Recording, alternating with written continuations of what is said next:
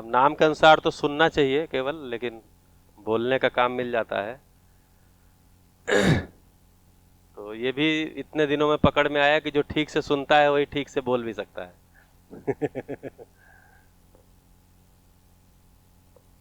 तो आप सभी यहाँ पर एक मैं जो चेहरे देख रहा हूँ कि एक लंबे समय से इस दिशा में लगे हुए लोग भी उपस्थित हैं, जो कि काफ़ी समय से इसमें समय लगाए हैं। ठीक है, जैसे कल्पेश भाई 2018 में आया करते थे, तो आप मेरे साथ इंदौर में 2013 में शिविर में मिले थे। सही है ना पहचान? हाँ, इंदौर में दिसंबर के महीने में। एक वो थी स्नेहलता जी थी, आप थे, 4-5 लोग थे। हाँ हाँ, जी जी जी, गोपाल सिंह जादौन जी थे। तो ऐसे लंबे समय से लोग इसमें अपना समय लगा रहे हैं, तन मन लगा रहे हैं, धन लगा रहे हैं। ऐसे लोग भी हैं, और कुछ अभी जो यात्रा अपनी शुरू किए हैं ऐसे। हाँ, नहीं, वही मैं भैया से बोल रहा था, यही तो खेती बाड़ी है और कौन सी चीज़ है। तो ठीक है, फिर अलग अलग क्षेत्रों से जुड़े हैं, व्यवसाय से जुड़े हुए लोग हैं, विद्यार्थी भी हैं, टीचर भी हैं। रजनी जी यहीं पर मेरठ में टीचर हैं। तो और भी विद्यालयों के टीचर हैं बहुत सारे लोग। तो आइए भैया, नमस्ते।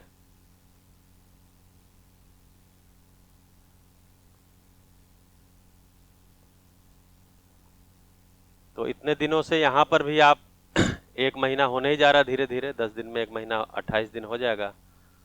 और बाकी पहले से भी आप सभी लगे हुए हैं, तो आप सभी का स्वागत है। हम कम ज़्यादा नहीं हैं, हम साथ साथ चलने के लिए तैयार हैं। मेन तो कंटेंट है। अब कंटेंट और आपके बीच में संवाद कराने के लिए कोई चाहिए, तो यहाँ वाले चेहरे इसलिए बदलते रहते हैं कि कोई न कोई संवाद कराता रहे। तो मैं अभी 2 मिनट बस। हाय, ये दे दें भाई? हाँ जी,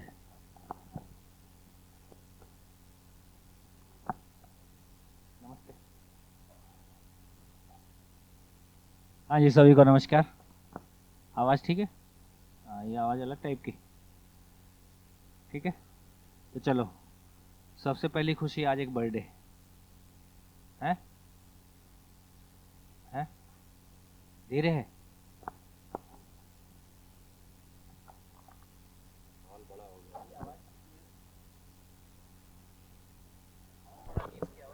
थोड़ा सा है कुछ प्रॉब्लम, क्लोन नहीं होगा। Hello, hello. हाँ, इसकी आवाज़ शार्प। हाँ जी, सबसे पहले तो कल की दिन भर की जो एक्सरसाइज हुई, उसको लेके मेरे को तो बड़ा एक संतोष आया, अच्छा लगा। जिस मेहनत के साथ सभी ग्रुप में, और लगभग देखो ये भी एक अच्छा रहा कि लगभग स्पीड सभी ग्रुप में एक ही जैसी थी। तो ओवरऑल कल ये कॉन्फिडेंस आ गया कि इस प्रक्रिया को हम रगड़ के चलाएंगे, तो कोई कारण नहीं है कि हम, मतलब अब मैं इस एक महीने के रिजल्ट को एसेस करने की कोशिश कर रहा हूँ, और भविष्य के लिए भी ये सोचने की कोशिश कर रहे हैं कि यदि ये 3 महीने तक जाता है तो क्या स्थिति बनेगी। देखो, एक महीने में तो ये मान के चलें एक मानसिक ग्राउंडिंग हुई दर्शन के लिए, है ना। यदि एक महीने में मानसिक ग्राउंडिंग हो गई तो अगला 2 महीना जो ये रगड़ के पठन चलेगा, उसमें वो कॉन्फिडेंस और वो बहुत सारे एरियाज, बहुत सारे, जब तक कोई चीज़ हमारी पर्सनल ज़िंदगी को छू नहीं जाती है और उसमें वो ट्रांसफॉर्मेशन दिखने नहीं लगता है, फिर नहीं रुकते हम। जैसे कुछ मुद्दे हमारे व्यवहार के ऐसे होते हैं जो हमको लगता है कि बहुत उलझे हुए हैं और ये नहीं निकलेंगे, और संयोग से वो निकल जाते हैं। जैसे हमारी ज़िंदगी में ऐसा हुआ, दर्शन ने जिस तरह से भीतर में आराम दिया, जिस तरह से परिवार में आराम दिया, और उसके पहले जितनी पीड़ा हम व्यक्तिगत, पारिवारिक, सामाजिक पा चुके थे, उससे ये दिख गया ये तो सभी की समस्या का समाधान है। उससे जो उत्साह बढ़ा, और ऐसा लगा कि कोई दवाई मिल गई, वो संजीवनी बूटी टाइप, जो सभी के लिए कारगर है और सभी के लिए काम आएगी, तो हम तो इसको प्रयोग करने के लिए दौड़ पड़े और आज तक दौड़ ही रहे। और धीरे धीरे उत्तरोत्तर एक बेहतर परिवार, एक बेहतर टीम और बेहतर संभावनाएं दिखी रही। तो कल दिन भर की उसमें ये आ गया कि अब लगभग, यदि कल सुबह का सत्र हमारा सेटिंग में नहीं गया होता तो लगभग शाम तक हम इसको क्वेश्चन आंसर सेशन कंप्लीट करके शाम तक वाइंड अप कर देते, और शाम को पर्ची सिस्टम खोल के सुबह पर्ची सिस्टम खोल देते, और रात भर में जो आपका तैयारी होता सुबह के लिए, तो 10 पेज बिल्कुल आर पार हो गए। तो ये अब तरीका बैठ रहा है, और ये तरीका कोई मेरा नहीं है, आदरणीय बाबा जी का ही बताया हुआ है कि 4 बार ऐसा, यदि ये फाइनल ग्रुप गोष्ठी करने के बाद फिर पर्सनल पठन एक बार होता है। जैसे कल मैंने भी 2 बार पढ़ा, जब मैं भी दूसरी बार पढ़ता हूं तो मेरे को और पिक्चर क्लियर होती है। मतलब शब्द से एक मेरी पिक्चर है जो क्लियर है, लेकिन हर शब्द का क्या मीनिंग है, तो कई बार हम भी बहुत दिन बाद पढ़ते हैं तो कोई एक नया शब्द दिखाई देने लगता है जिसकी गहराई अब पहले से बढ़ गई है। तो ये ऐसा बोलते हैं ना कि बार बार क्यों पढ़ रहे, इतना सारा घुमा घुमा क्यों, और रामायण 1000 साल से पढ़ रहे, अब भी रोज घर में पढ़ते कि नहीं पढ़ते? रामायण का पाठ या अपने कुरान का पाठ या तमाम जो भी कुछ है रोज कर ही रहे इतने साल से। चलिए, तो कल के सुखद संभावना के लिए सबको खूब धन्यवाद। आज हमारे बेटे का बर्थडे भी है। कितने साल के हो गए? 24। चलिए, आपके लिए बहुत शुभकामनाएं। माइक दे दो, 2 शब्द बताओ, क्या करोगे आगे?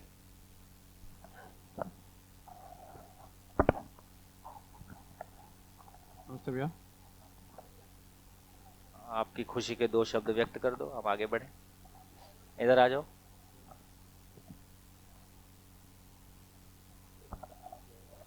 अरे खुशी तुम्हारी, कैसा फील कर रहे हो? सर आज 24 साल हो गए मुझे। लास्ट मैंने आपका शिविर करा था अभी जून के अंदर, राजस्थान में। हाँ, जो पूजा के अंदर हुआ था। 4 पूजा, हाँ। तब परिचय शिविर हमने करा था। उसके बाद रियलाइज़ हुआ था जो हम सोचते हैं कि जिस चीज़ों से सुख मिलता है वो सुख नहीं होता एक्चुअल में। वो टेम्प्रेरी हैप्पीनेस होती है बट वो लास्ट नहीं करती फॉरएवर। अगर हमारे को परमानेंट हैप्पीनेस चाहिए तो हमारे को कुछ ऐसी चीज़ें ढूंढनी पड़ेगी ज़िंदगी में जिससे हमारे को परमानेंट सुख मिलता हो। अगर हम लोगों से, चीज़ों से अगर सुख ढूंढते रहेंगे हमेशा, तो फिर हम कभी खुश नहीं होंगे। और जैसे उसके जाने के बाद भी एक्सपीरियंस करा कि ये चीज़ सच है, ऐसे कुछ चीज़ों से या लोगों से तुम्हारे को परमानेंट सुख नहीं मिल सकता। तो शायद इसी वजह से मैं दोबारा आया हूँ, क्योंकि एक गैप आ जाता है बीच में। तुम घर जाने के बाद हो सकता है उतने अच्छे से कनेक्ट नहीं कर पाते, हफ्ता 2 हफ्ता सब कुछ याद रहता है, क्लासेस अगर कंटिन्यू कर पाते तो सब निकल जाता है। तो शायद इसलिए मैं दोबारा आया हूँ, ताकि वो निरंतर सुख की।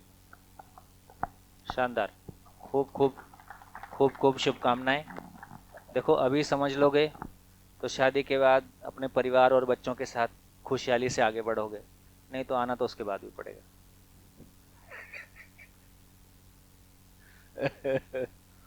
चलो, दूसरी एक खुशी अपने परिवार में मिली है, उसको भी शेयर कर लें। हमारी बिटिया है ना, शानदार परफॉर्म की है, वही बताएगी क्या परफॉर्म की। माइक भाई, जो खुशियां मिलती रहे उनको शेयर करते रहे ना।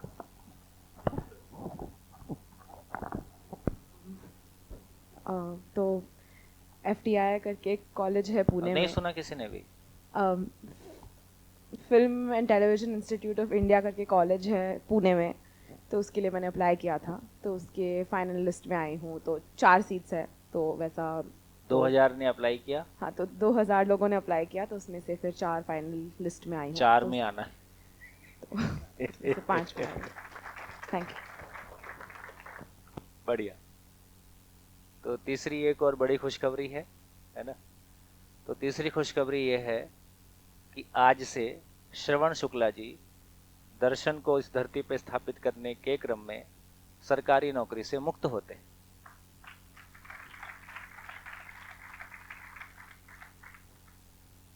है कि नहीं?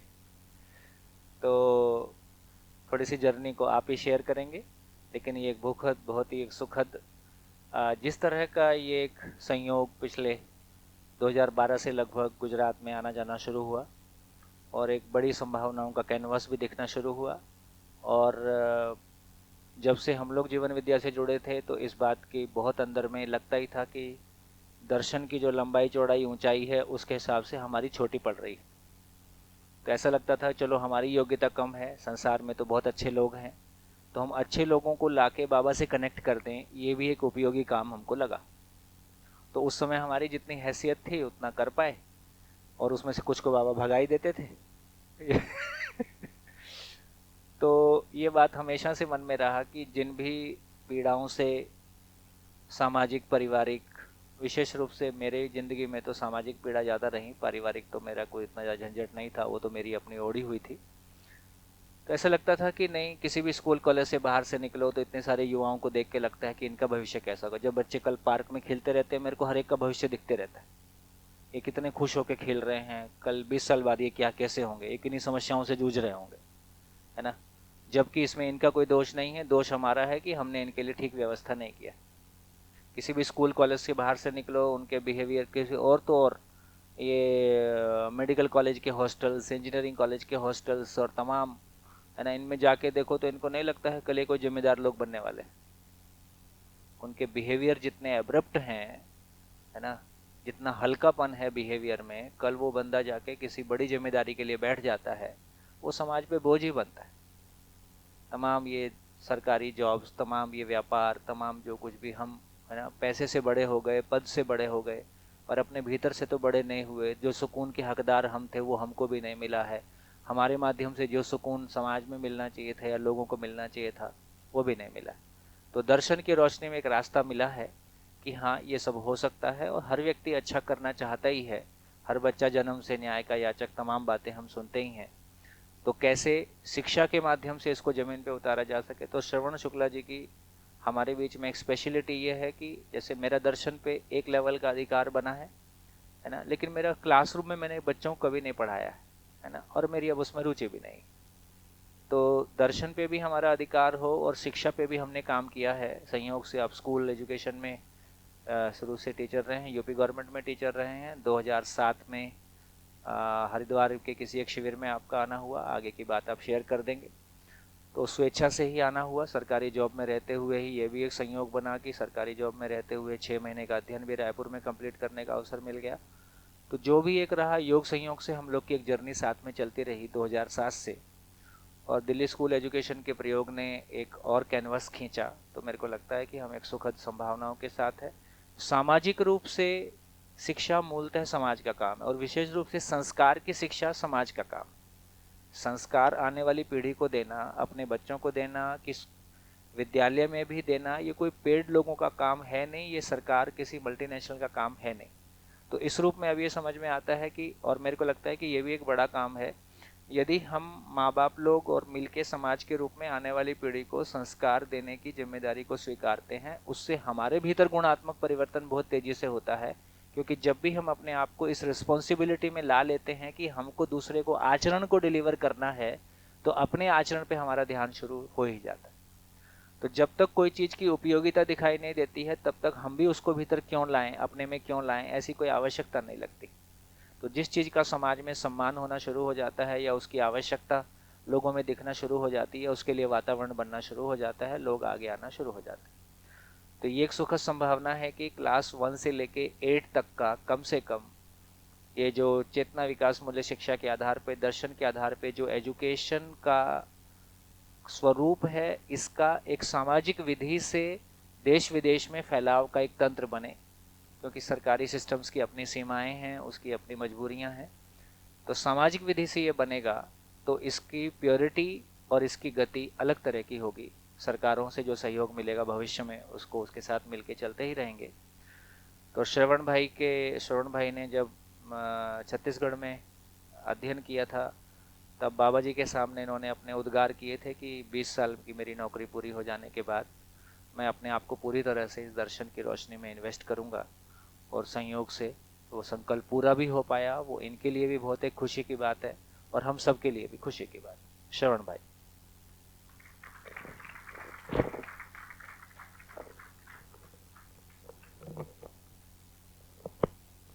जी भैया, धन्यवाद। तो मैं जब पहला शिविर 2007 में किया था हरिद्वार में, मेरे एक मित्र हैं वहाँ पर रहते थे, तो यूपी एजुकेशन में काम करता था, टीचर्स की ट्रेनिंग मॉड्यूल बनाना और ये सारे काम में जुड़ा हुआ था। तो बाद में निकल के यही आता था कि ये सारा हमारे हमको जो पता है, जो कुछ भी सूचना है, ज्ञान, तो उस समय हम लोग उसको ज्ञान कहते थे लेकिन अब पता चलता है वो सूचना हमारे पास थी। उस सूचना को उपयोग करके जी भैया, उस सूचना को उपयोग करके उनको कुछ किताबें छाप लेनी थी, और उन किताबों के छापने में जो बहुत बड़ा सभी के पॉकेट में पैसा जाता था, वो सारा, मतलब मेरा उपयोगिता उतना ही समझ में आया कि हम इसीलिए काम कर रहे हैं कि किताब इनको चाहिए, उसके बाद वो चलेगा कि नहीं चलेगा, उस पर कोई ट्रेनिंग होगी, क्लासरूम में कुछ काम होगा कि नहीं, उससे मतलब नहीं था। बस आप कुछ एक नए तरह के कुछ छाप दो, 8 दिन 10 दिन 20 दिन रह करके, तो वही काम करते रहते थे। तो उसमें सर्वदेव भैया बोले कि आप हरिद्वार आ जाइए, यहाँ पर एक शिविर है। तो हमें लगा शिविर मतलब हरिद्वार में कौन सा शिविर चलता है, सबको पता होगा। तो वो बताया नहीं, बोर्ड लगता है और उसमें क्लास होता है, और भैया का नाम नहीं बताए थे कौन आ रहे हैं, क्योंकि हो सकता है मैं जानता नहीं था। तो अच्छा, उस समय गूगल का इतना जमाना भी नहीं था कि गूगल में सर्च करते। तो जब वहाँ गए तो सोम भाई का शिविर था। तो 4 दिन 5 दिन के बाद जो है बाबा जी का नाम भी उसमें आया। तो सर्वदेव जी बोले कि बाबा जी से एक बार अमरकंटक जाके मिल लीजिए। तो मेरी पहले से आदत है कि जिससे बात को सुने हैं उसी को हम थोड़ा सा, मतलब अब जैसे भैया से बात सुने तो भैया को गुरु के रूप में स्वीकार लिया। अब बाबा से मिलना है, हमारे कार्यक्रम में कोई वो नहीं था कि बाबा से मिलने का मेरा कोई मन नहीं होता था कि बाबा से जाके मिलना है। फिर बाबा शब्द ही ऐसा था कि जब तक मिले नहीं थे तब तक पता नहीं था बाबा क्या है। तो जब अध्ययन शिविर के लिए 2009-10 में एक योग संयोग बना, वो भी लंबी कहानी है, लेकिन जो भी योग संयोग बना सभी के प्रयास से, उसमें सोम भैया और नंद कुमार जी और सब लोग मिल करके जैसे योजना किए, तो सरकारी ढंग से मैं अध्ययन के लिए गया था 6 महीने के लिए। तो वहां पर बाबा जी हर दूसरे महीने 10 दिन रहते थे हमारे अध्ययन में, क्योंकि हर दूसरे महीने 10 दिन वहाँ छोटी उनका पहले से भी रहना होता था, तो उस दौरान भी रहते थे। तो पहली बार मैं मिलने के लिए जा रहा था, तो अंजनी भैया के घर में थे और कई लोग मिलने के लिए खड़े थे। तो बार बार हम घूम के वापस आ जा रहे थे, क्योंकि हॉल में ही सामने टिके हुए थे। जब देखे एकदम सन्नाटा है, तो उस समय गए और दरवाजा खोले तो बाबा जी ऐसे बैठे हुए थे और जैसे बोले आइए, मंगल हो, कल्याण हो। तो जैसे ही बातचीत किए, थोड़ी देर बाद हमको लगा कि 87 साल उस समय उम्र थी उनकी। हमें लगा 87 साल उम्र का व्यक्ति इतना जोरदार है इतनी दमदारी सी बातों को कह रहे हैं, ये भी नहीं सोच रहे हैं होगा कि नहीं होगा, मैं कर पाऊंगा कि नहीं कर पाऊंगा, जो लोग यहाँ अध्ययन कर रहे हैं वो कर पाएंगे कि नहीं कर पाएंगे। वो बस दमदारी से बोल रहे हैं कि ऐसा होगा और ऐसा होगा और ऐसा होगा और ऐसे होगा। जितने लोग आते थे बात करते थे। तब मुझे लगा कि उसके बाद अध्ययन के दौरान उनसे क्वेश्चन आंसर सेशन डेली शाम को होता ही था। तो जितनी बातें दिन भर हम लोग करते थे, तो शाम को प्रश्नोत्तर सेशन में उनके लिए बचा के रखते थे, क्योंकि हमको लगता था ये तो, बाद में पता चला कि जो लोग हमको पढ़ाते हैं वो तो बाबा जी से पढ़े हुए हैं, तो हम अब इन्हीं से पूछेंगे, तो प्रश्न वहीं पूछा करते थे। तो मेरा इस सभा में जब आज ये घोषणा हुई है कि मैं अब सरकारी बंधन से मुक्त होने जा रहा हूँ, तो उस समय भी सोम भाई ही उपलब्ध है यहाँ पर और जब मैं पहला शिविर किया था तो भी सोम भाई का ही किया था। तो गुरु के रूप में तो मतलब मार्गदर्शन और आशीर्वाद तो बाबा जी का ही है, लेकिन आप भी गुरु पद में हैं। तो मैं अब गुरु बैठे हुए हैं और मैं यहाँ बोर्ड पे खड़ा हूँ, तो आप मेरा साहस जान सकते हैं और ये साहस इकट्ठा करने में भी इसी हॉल का योगदान है, ये साहस आने में भी इसी हॉल का योगदान है। बस बोर्ड उधर था और बैठते लोग इधर थे, लेकिन वो दिल्ली के सभी टीचर्स ने खूब हम लोगों के ऊपर, मतलब हम लोग का लगा कि लंबा चलेगा तो मोक्ष इन्हीं से होगा क्योंकि वो जितनी पिटाई हुई है और जितना प्रश्न, मतलब अब तो लगता ही नहीं कि उससे अलग कोई प्रश्न आएगा, क्योंकि जिज्ञासा से भरे हुए। और कई बार क्या होता है कि आदमी जब उलझन में, एक टीचर हैं, रात में चर्चा हो रही थी तो वो बता रहे थे, मैं तो ये सोच के आया था कि ये मनीष सिसोदिया का कोई एजेंडा है और मैं देखता हूँ कौन है सोम भाई और मैं उनकी खटिया खड़ी करूंगा। बोले 6 दिन बाद पता चला मेरी खटिया पहले से खड़ी है तो इस तरह से सारा ये कार्यक्रम 2016 से मैं यहाँ आ गया था दिल्ली में। तो ज़्यादातर हापुड़ में ही शिविर चलते थे, हापुड़ में ही रहता था। तो इस संस्थान का बहुत योगदान है मेरे विकास में, इस जमीन का, इस संस्थान का, संजीव भैया का सपरिवार, दीपा भाभी, ये पूरा परिवार का योगदान है मेरे व्यक्तिगत, मेरे विकास में। बहुत लोगों का हुआ है व्यक्तिगत मेरे विकास में, संस्थान का और ये आज घोषणा हो रही है तो भी इसी संस्थान में हो रही है तो ये सारा संयोग है। तो मैं शुरू में ये कह रहा था कि जितनी बातें हुई हैं तो जो तात्विक बातें हैं वो ज़्यादातर व्यापक के बारे में और जीवन क्रिया के बारे में, ये सब बातें ज़्यादातर यहाँ पर हुई हैं आपके सामने, और लंबी काफ़ी देर तक हुई हैं और योग्य लोगों के द्वारा हुई हैं जो उस पर काफ़ी दिनों से लगे हुए हैं, काम कर रहे हैं। अब एक पार्ट रह रहा है उसमें संबंध का और मूल्य का। तो उसमें जब आप चैप्टर देखेंगे तो 15 और 16 चैप्टर मानव सहज न्याय और पोषण और शोषण, इसमें वो कवर होगा जब आप पढ़ेंगे उसको बाद में। हाँ, अभी उसको बाद में ही पढ़ेंगे, ठीक रहेगा। तो भैया सीधे ही शुरू करते हैं अभी कल के पठन का लिंक करने का। ठीक है जी, ठीक है।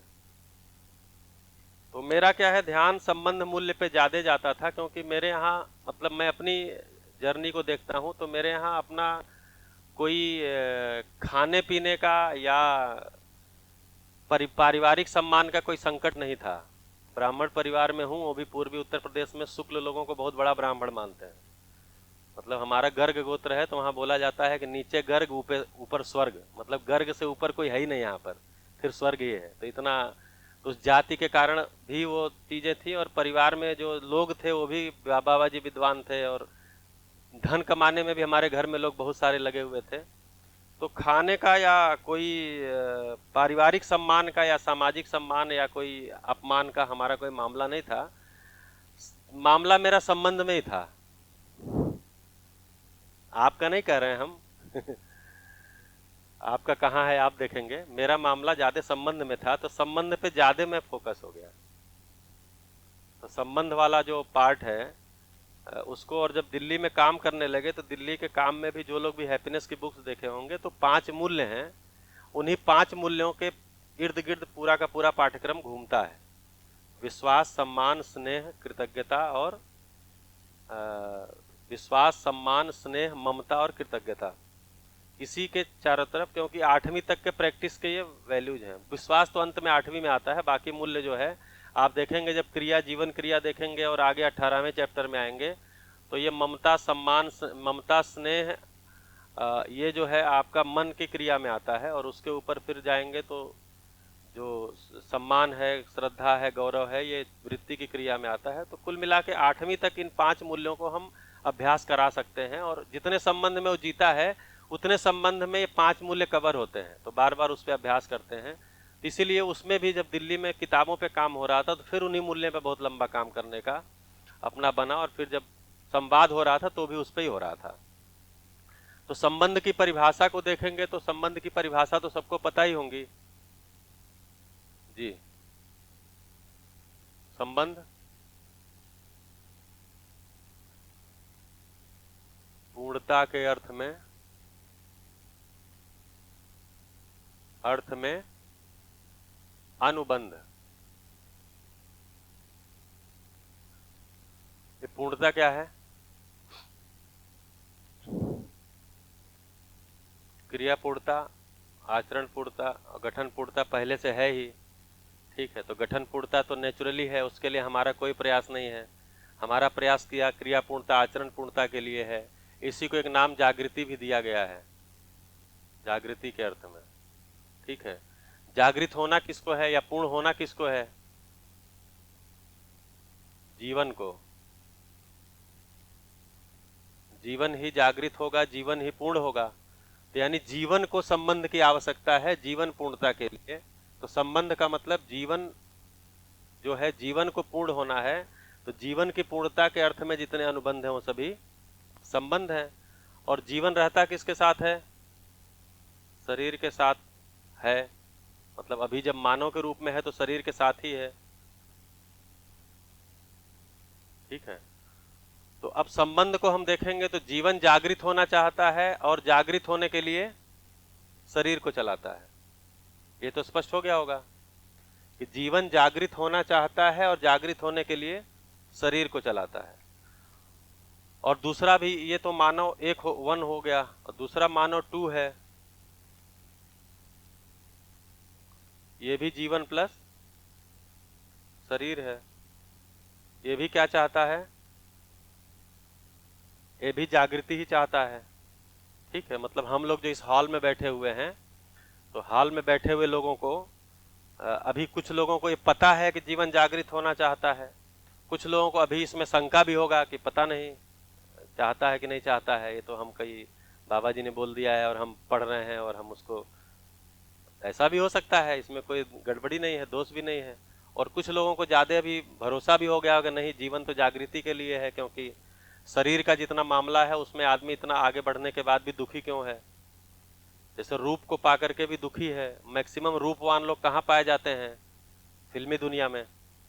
और फिल्मी दुनिया में आप देखिए दशा क्या है, अवसाद, आत्महत्याएं, सब रूपवान लोग ऐसे निगेटिविटी में जा रहे हैं। तो शरीर, अगर शरीर ही सब कुछ होना होता तो फिर वो रूप के आधार पे सुखी हो गए होते। पदवान लोग कहाँ बैठे हैं? सारे सिविल सर्वेंट बैठे हुए हैं, राजनीति में बैठे हुए हैं। राजनीति में टेम्पररी पद होता है, लेकिन जो सिविल सर्वेंट हैं वो तो परमानेंट पद होता है, आईएएस। हम जिस प्रदेश में बैठे हैं, किसी प्रदेश का सबसे बड़ा जो आईएएस का पद होता है चीफ सेक्रेटरी का होता है। हम जिस प्रदेश में बैठ के ये बातचीत कर रहे हैं, वहाँ के 2 चीफ सेक्रेटरी जेल में हैं और एक चीफ सेक्रेटरी को तो खेत में दौड़ा के पकड़ा गया था। तो हाँ, अभी जेल में है। तो अगर वो पद पे के आधार पे होना होता तो हो गया होता। मतलब समीक्षा जो आप लोग बहुत सारी बार कर चुके होंगे, केवल एक बार और रिकॉल करने के लिए। तो ऐसे बहुत सारे हैं। फिर धन के आधार पे होना होता तो लॉर्ड स्वराजपाल का बेटा क्यों 7वीं मंजिल से छलांग लगा के लंदन में सुसाइड कर लिया होता।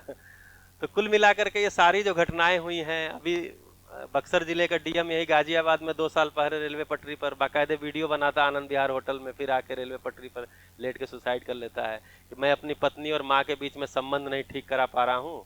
पत्नी के साथ अगर ज़्यादा उसकी बात को सुनता हूँ तो माँ नाराज होती है, माँ की बात सुनता हूँ तो पत्नी नाराज होती है। इसलिए मैं अपने को ये मान रहा हूँ कि आईएएस के रूप में मैं अयोग्य हूँ और मुझे इस धरती पर रहने का कोई अधिकार नहीं है। और फिर रेलवे लाइन पे, या आप सब घटना आपने देखा होगा, सोशल मीडिया में सब चला था। तो कुल मिला के अगर ये भरोसा बन रहा है कि मैं मानव हूं और मुझे भी जागृति चाहिए, और जीवन दूसरा भी मानव है वो उसको भी जागृति चाहिए, जीवन ही जागृत होने वाली चीज है। ठीक है, तो जीवन ही जागृत होने वाली चीज है, मेरा भी और ये भी जीवन ही जागृत होने वाली चीज है। और इसको जागृत होने के लिए मैं भी शरीर को चलाता हूं, दूसरा भी शरीर को चलाता है। तो अब शरीर हमको साधन के रूप में स्पष्ट दिखने लग जाता है कि शरीर जैसे मेरे पास कार है और मैं दिल्ली से हापुड़ आ सकता हूं, बस इतना ही उद्देश्य है। हापुड़ पहुंचना उद्देश्य है, कार में बैठना उद्देश्य नहीं है। कार में बैठना उद्देश्य होता तो घर की पार्किंग में ही चला के बैठ लेते 1-2 घंटा उसी में। हाँ, तो काम चल जाता है। तो कार में बैठना उद्देश्य नहीं था, बल्कि कार से हापुड़ आना है, ये पता है, तो हम कार निकाल के उससे आते हैं। तो इससे ये स्पष्ट होता है कि शरीर का प्रयोजन जो है जीवन के लिए ही शरीर है, क्योंकि जीवन जागृत होना चाहता है और जागृत होने के लिए शरीर एक साधन है उसके पास। क्योंकि शरीर में ज्ञानेंद्रियां होती हैं, ज्ञानेंद्रियों के माध्यम से सूचनाओं को ग्रहण करता है, उन सूचनाओं को ग्रहण करके उसी क्रिया को बोल रहे हैं श्रवण क्रिया होती है।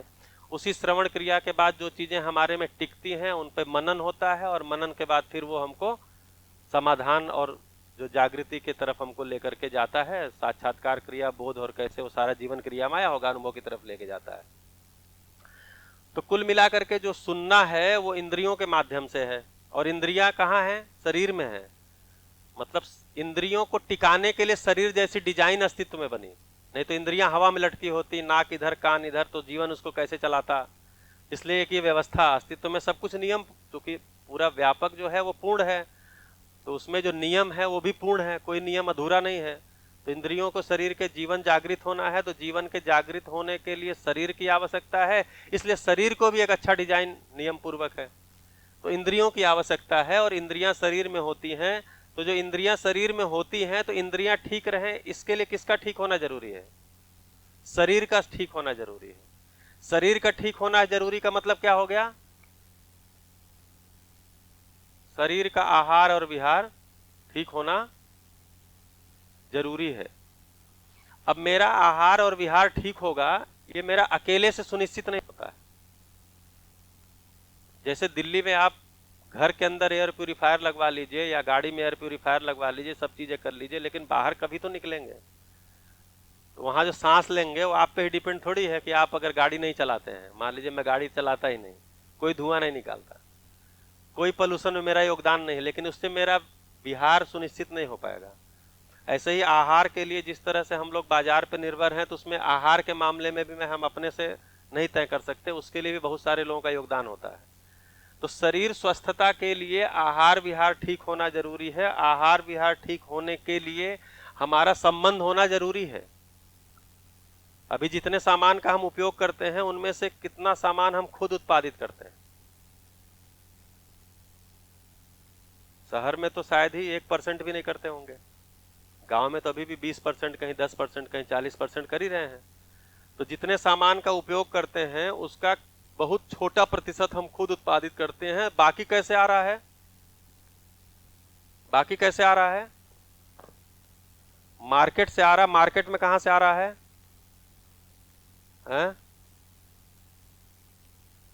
फैक्ट्री से आ रहा है। फैक्ट्री में कहां से आ रहा है?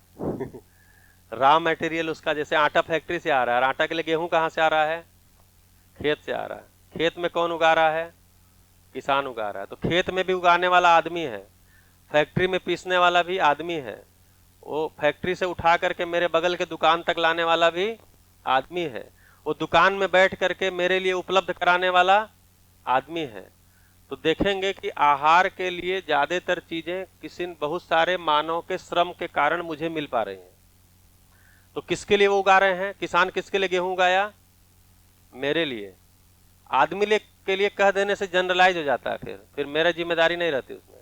मेरे लिए गेहूं फैक्ट्री में आया, पीसा गया, किसके लिए? मेरे लिए। पैक हुआ, किसके लिए? मेरे लिए। वहां से मेरे बगल के दुकान पे आया, किसके लिए? और वहां से मेरे घर में आ गया, मेरे लिए।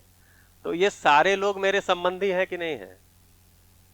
मेरे लिए ही सभी लोग कर रहे हैं, तो ये संबंधी है कि नहीं है?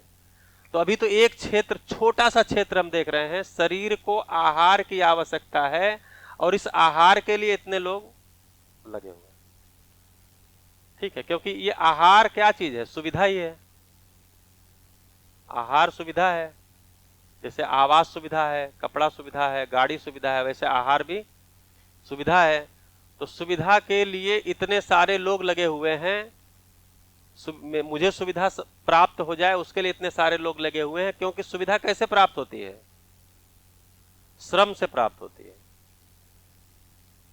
सुविधा बिना श्रम के प्राप्त नहीं होती।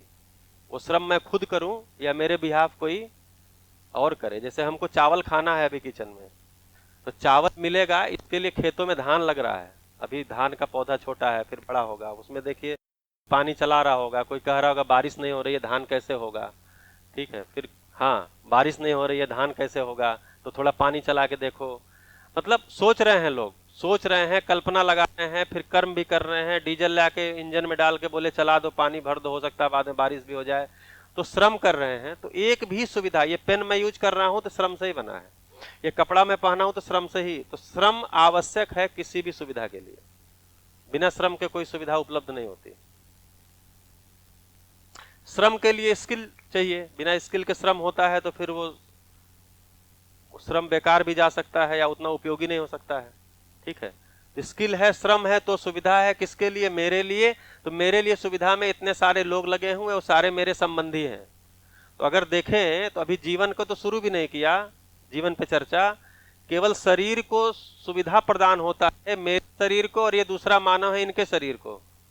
ठीक है, तो हो सकता है ये मेरे शरीर की सुविधा के लिए कुछ काम कर रहे हो, मैं इनके शरीर की सुविधा के लिए कोई काम कर रहा हूं। इस लिहाज से हम दोनों क्या हैं? संबंधी हैं। क्यों ऐसा कर रहे हैं? शरीर को क्यों स्वस्थ रखना है? क्योंकि जीवन शरीर को चलाता है और जीवन को क्या होना है? जागृत होना है। तो जागृत होना है, तो इसी को पूर्णता बोल रहे हैं। तो ये सारा संबंध किस लिए हो गया? पूर्णता के अर्थ के में हो गया।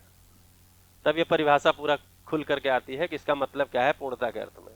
तो एक भी संबंध आप इस आधार पर एक्सप्लोर करिए, एक भी संबंध ऐसा नहीं आएगा जो पूर्णता के अर्थ में ना हो। आइए, स्वागत है।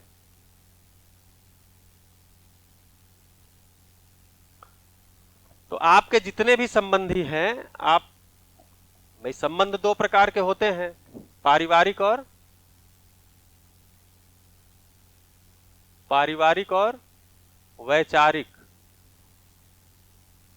अपने संबंधों को कैटेगराइज करके देखिए, ब्लड रिलेशन सारे पारिवारिक संबंध में आते हैं, और जो हमारे ब्लड रिलेशन में नहीं है उनसे मेरा संबंध, जैसे आप सभी यहाँ बैठे हैं और मैं भी बैठा हूं, तो हमारा आपका कैसा संबंध है? वैचारिक है। एक विचार है, जिस विचार को लेकर के आप भी आगे चल रहे हैं, मैं भी आगे चल रहा हूं, और हम सब मिल करके एक दूसरे को उसमें आगे बढ़ाना चाहते हैं, तो वैचारिक संबंध है। तो जितने भी संबंध हैं उनको एक्सप्लोर करके देखिए इस ढंग से, वो आकर के यही टिकेगा, पूर्णता के अर्थ में ही है। तो ये परिभाषा पूरी खुल जाती है कि जब हम बोलते हैं कि संबंध का मतलब पूर्णता के अर्थ में अनुबंध।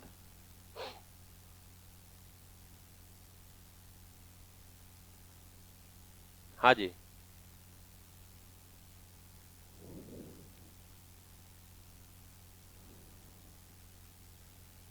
हाँ, तो रहस्य न रह जाए इसलिए आपका परिचय हो जाए, नहीं तो सब लोग उधर ही देख रहे हैं, दो लोग कौन आए हैं। हाँ, अभी 17वां चैप्टर आएगा, रहस्य मुक्ति।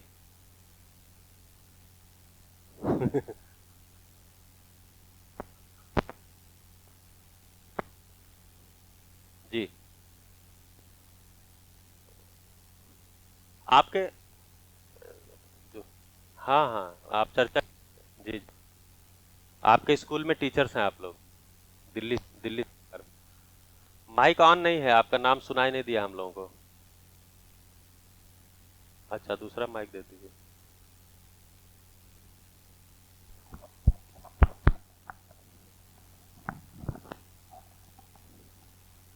सर सामिया, दिल्ली स्कूल से। अच्छा, कौन सा स्कूल आपका है? एसकेवी, ईदगाह रोड। गा रोड, जी। सर जसप्रीत कौर, दिल्ली से, एसकेवी ईदगाह रोड, सेम स्कूल। बढ़िया है। तो आपका शिविर पहले हुआ है कभी? अभी नहीं, ठीक है। हैप्पीनेस चलता है स्कूल में? हाँ जी। तो आप लोग वर्कशॉप को किए हैं हैप्पीनेस का? चलिए, बढ़िया है। तो आप दिल्ली सरकार में टीचर हैं, आपके स्कूल में ही हैं, आप जहाँ प्रिंसिपल हैं। तो आज आप सभी का आना हुआ है, तो यहाँ संस्थान में आप सबका स्वागत है। ठीक है, अभी कितना लिंक आप इसको कर पाएंगे आप लोग देखिएगा, क्योंकि अभी तो सभा जिधर चल रही है उधर की तरफ हम लेके चल रहे हैं। अभी संबंध और मूल्य शुरू हो रहा है, संबंध पे भी चर्चा हमने शुरू किया है। तो ठीक है, ये चीज सेट हुआ कि पूर्णता के अर्थ में अनुबंध कैसे है। सब मैथमेटिकली देखिए, सारा जब एक्सप्लोर करते हैं तो चीजें पकड़ में आ जाती हैं कि जो कहा गया है वो कहां पहुंच रहा है। तो आप जांच के देखिए, एक भी संबंधी को ला के देखिए। अच्छा, मैं एक दिन ब्लड रिलेशन को देख रहा था, तो ब्लड रिलेशन भी कोई छोटी चीज नहीं है। आप देखिए उसकी चेन कितनी बड़ी होती है। मैं एक माता पिता की संतान हूं, और मेरे जैसे ही माता पिता के और भी संतान हैं। ठीक है, एक है, दो हैं, तीन हैं, चार हैं, जो कि इसी माँ के गर्भ से जन्म लिए हुए लोग हैं। फिर मेरी माँ भी किसी के गर्भ से जन्म ली हुई है। तो मेरी माँ जिनके गर्भ से जन्म ली हुई हैं उनके भी और संतान हैं। तो ये मेरे ब्लड रिलेशन में है कि नहीं है? फिर इनकी संतानें होंगी, वो सभी मेरे ब्लड रिलेशन में है कि नहीं है? अब ये चेन देखते चले जाइए। फिर इधर मेरे पिताजी भी किसी माँ के गर्भ से जन्म लिए हैं, तो उनकी जो संतानें हैं, चाचा जी, बुआ जी, ये लोग, ये सभी भी ब्लड रिलेशन में है कि नहीं है? फिर इनकी संतानें इसी बुआ के, चाचा के से पैदा, तो उनके ब्लड, तो आप देखिए ब्लड रिलेशन का भी बहुत बड़ा चेन है, छोटा चेन नहीं है। हम जब ब्लड रिलेशन देखते हैं तो हमको केवल बहुत छोटा सा सर्किल कल्पना में आती है, ये भी बहुत बड़ी सर्किल है। आप इसको जांच के देखिए। तो पारिवारिक संबंध भी बहुत बड़ा है, और वैचारिक संबंध तो हम जिसको स्वीकारते हैं उतना ही बड़ा है। तो छोटा हो जाएगा ये देखेंगे आप। तो होना क्या चाहिए? होना ये चाहिए कि हर जो पारिवारिक संबंध है वो वैचारिक संबंध हो जाए। इसीलिए भैया बोलते हैं कि परिवार सहित शिविर में आया करिए। क्यों बोलते हैं? क्योंकि जो हमारा पारिवारिक संबंध है वो वैचारिक भी हो जाए। क्योंकि पारिवारिक संबंध, जब परिवार में एक साथ रहने से, परिवार में एक ही परिवार में जन्म लेने से, एक परिवार में एक साथ खाने पीने सोने से हम साथ नहीं जी सकते हैं। लेकिन अगर वो वैचारिक भी एकता आ गई, क्योंकि मानव गलती में अनेक है, सही में एक है। तो विचार का मतलब क्या है? सही का विचार। तो सही के विचार पे आते हैं तो एक होते हैं, नहीं तो हम ब्लड रिलेशन में हैं लेकिन सब गलतियों में हैं, तो एक नहीं हो सकते। इसीलिए कलेश है, इसीलिए परिवारों में खिंचाव है, इसीलिए कलेश है, क्योंकि पारिवारिक संबंध वैचारिक नहीं हो पा रहा है। तो हम वैचारिक संबंध के लिए बाहर की तरफ दौड़ ज्यादा लगा रहे हैं। बाहर हमारी जो दौड़ है, ज्यादातर संबंध जो हमारे जो बाहर हो रहे हैं, किसके लिए? अपने विचारों की तुष्टि के लिए। क्योंकि उसको पोषण घर में होता नहीं है, क्योंकि एक धरातल है नहीं और हम घर में प्रयास भी नहीं करते।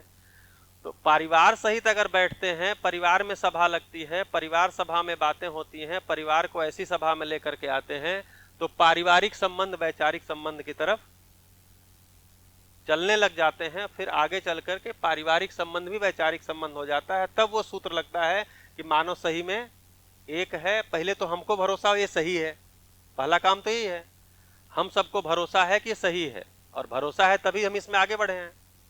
ठीक है, फिर परिवार को भरोसा हो जाए कि ये सही है, तब सही के बाद चर्चा हो तो वैचारिक संबंध होता है। तो हर पारिवारिक संबंध वैचारिक संबंध की तरफ यात्रा में निकल जाता है। फिर हम साथ साथ हो जाते हैं, जिसको साथ साथ बोले।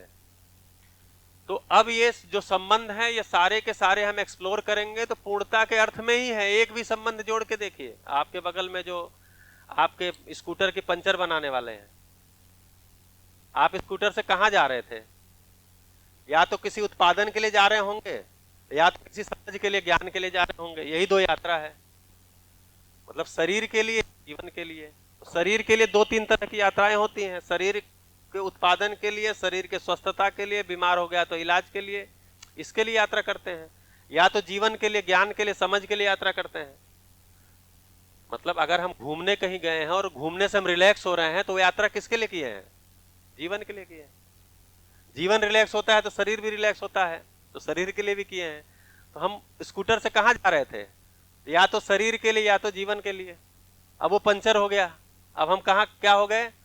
अब हमारा शरीर के लिए उत्पादन या इसको इलाज का काम रुक गया, या जीवन के लिए जो ज्ञान के लिए जा रहे थे रुक गया। उसमें कौन ठीक किया? मेरे बगल में जो जमीन पे दरी बिछा के, बोरा बिछा के बैठा हुआ व्यक्ति था, उसने खोला और उसने पंचर बना दिया और मैं फिर चल दिया। तो किसके किसके काम आ गए वो? शरीर के लिए, जीवन के। और शरीर और जीवन किस लिए है? पूर्णता के। तो वो भी संबंध किस अर्थ में हो गया? जांचिए। तो ये परिभाषा खुलती चली जाती है। इसी को क्रिटिकल थिंकिंग बोलते हैं। अभी क्रिटिकल मतलब क्रिटिक्स में गए तब आपको क्रिटिकल मानते हैं। आप जब तह में जाते हैं तर्क लगाते हुए, तब आप पहुंचते हैं उस परिभाषा के अर्थ में। ठीक है, फिर पकड़ में आता है कि ये बात जो कहा जा रहा है, कहीं लगा के देखिए ना इस परिभाषा को। एक कैमरे की रिकॉर्डिंग कर रहे हैं, किस लिए कर रहे हैं? किस लिए कर रहे हैं? भाई हम लोग करवा रहे हैं तो कर रहे हैं। हम लोग क्यों करवा रहे हैं? क्योंकि ये YouTube पे पड़ जाएगा या ये रिकॉर्डिंग उपलब्ध हो जाएगी तो क्या होगा? इसको सुनेंगे तो मेरे में हार्मनी आएगी। किसमें? जीवन में। और जीवन किस लिए लगा है? पूर्णता के लिए। तो ये किस लिए संबंधी हो गए? तो आप जांच के देखिए, तब संबंध की खुशहाली आती है। फिर मैं संबंध में मेरे शिकायत कम होने शुरू होते हैं, नहीं तो हर संबंध में मेरा शिकायत ही रहता है। हाँ जी, बढ़िया है। हाँ, तो जांच के देखिए, और जांचिएगा, और जांचते रहिए। तो ये समस्त संबंध, अब इसमें अपेक्षा अगर है तो संबंध में अपेक्षाएं होती हैं।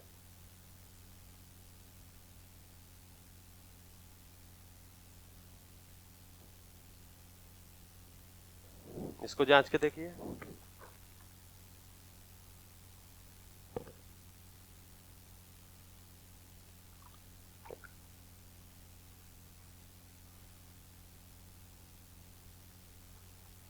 जैसे एक बच्चा है, तो वो बच्चा भी जीवन है और शरीर है। इसको क्या क्या अपेक्षाएं होंगी? हाँ, एक तो बच्चा अपने शरीर को संभाल नहीं पाता, तो उसको पता चलता, भूख भी पता नहीं चलती। उसको भूख लगती तो रोता है, वो बोल भी नहीं पाता मुझे भूख लगी है। वो रोएगा, चिल्लाएगा, पैर पटकेगा। तो जो उसको पहचानता है उसकी उस संवेदना को, माँ है, पिता है, भाई है, बहन है, दादी है, मम्मी है, बुआ है, जो भी घर में है, वो बोलता है अरे इसको खाना खिला, इसको भूख लगी है। इसका मतलब अपने शरीर को संभाल नहीं पा रहा है। अपने शरीर के पोषण से भी वो, पोषण का भी उसको समझ अभी नहीं है, तो उसके शरीर को पोषण चाहिए। ये उसकी अपेक्षा है, जो कि निश्चित अपेक्षा है। ये चाहिए ही चाहिए। फिर अपने शरीर को संभाल नहीं पाता, सुरक्षित नहीं रख पाता, शरीर को लेकर के उसको भय भी होता है, इसीलिए दूसरे की गोदी में नहीं जाता। जैसे ही माँ से, पिता से थोड़ा दूर है, भाग के आकर के फिर लिपट जाता है। क्यों? तो कोई अपना सुरक्षित जगह हो, पहचाना हुआ है, वहां भाग करके आ जाता है। अपनी सुरक्षा को लेकर के भी वो सचेत रहता है। तो इसको सुरक्षा भी चाहिए। अब संरक्षण भी लिखेंगे तो संरक्षण में शिक्षा भी आ जाती है।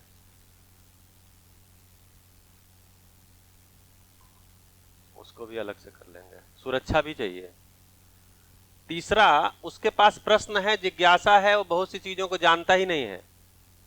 ठीक है, तो बोलेगा क्या है, ये क्या है, तो आप बोलेंगे पानी है। तो फिर थोड़ी देर बाद पूछेगा ये क्या है, तो फिर आप बोलेंगे पानी है। 2-4 बार पूछने के बाद आप कभी कोई गुस्सा भी हो जाते हैं, बोल दिया ना पानी है। ऐसा बोलते हैं नहीं बोलते हैं? सुनते नहीं हो, बोल दिया ना पानी है।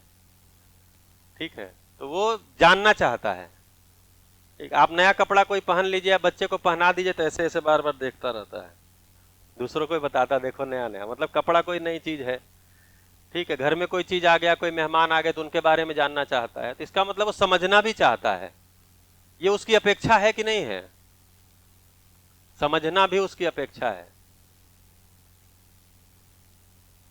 वो कहता नहीं कि हमको समझा दीजिए, लेकिन वो जो बोलते हैं ना, बच्चा जन्म से जिज्ञासु है, तो आप देखिए वो समझना ही चाहता हर चीज को।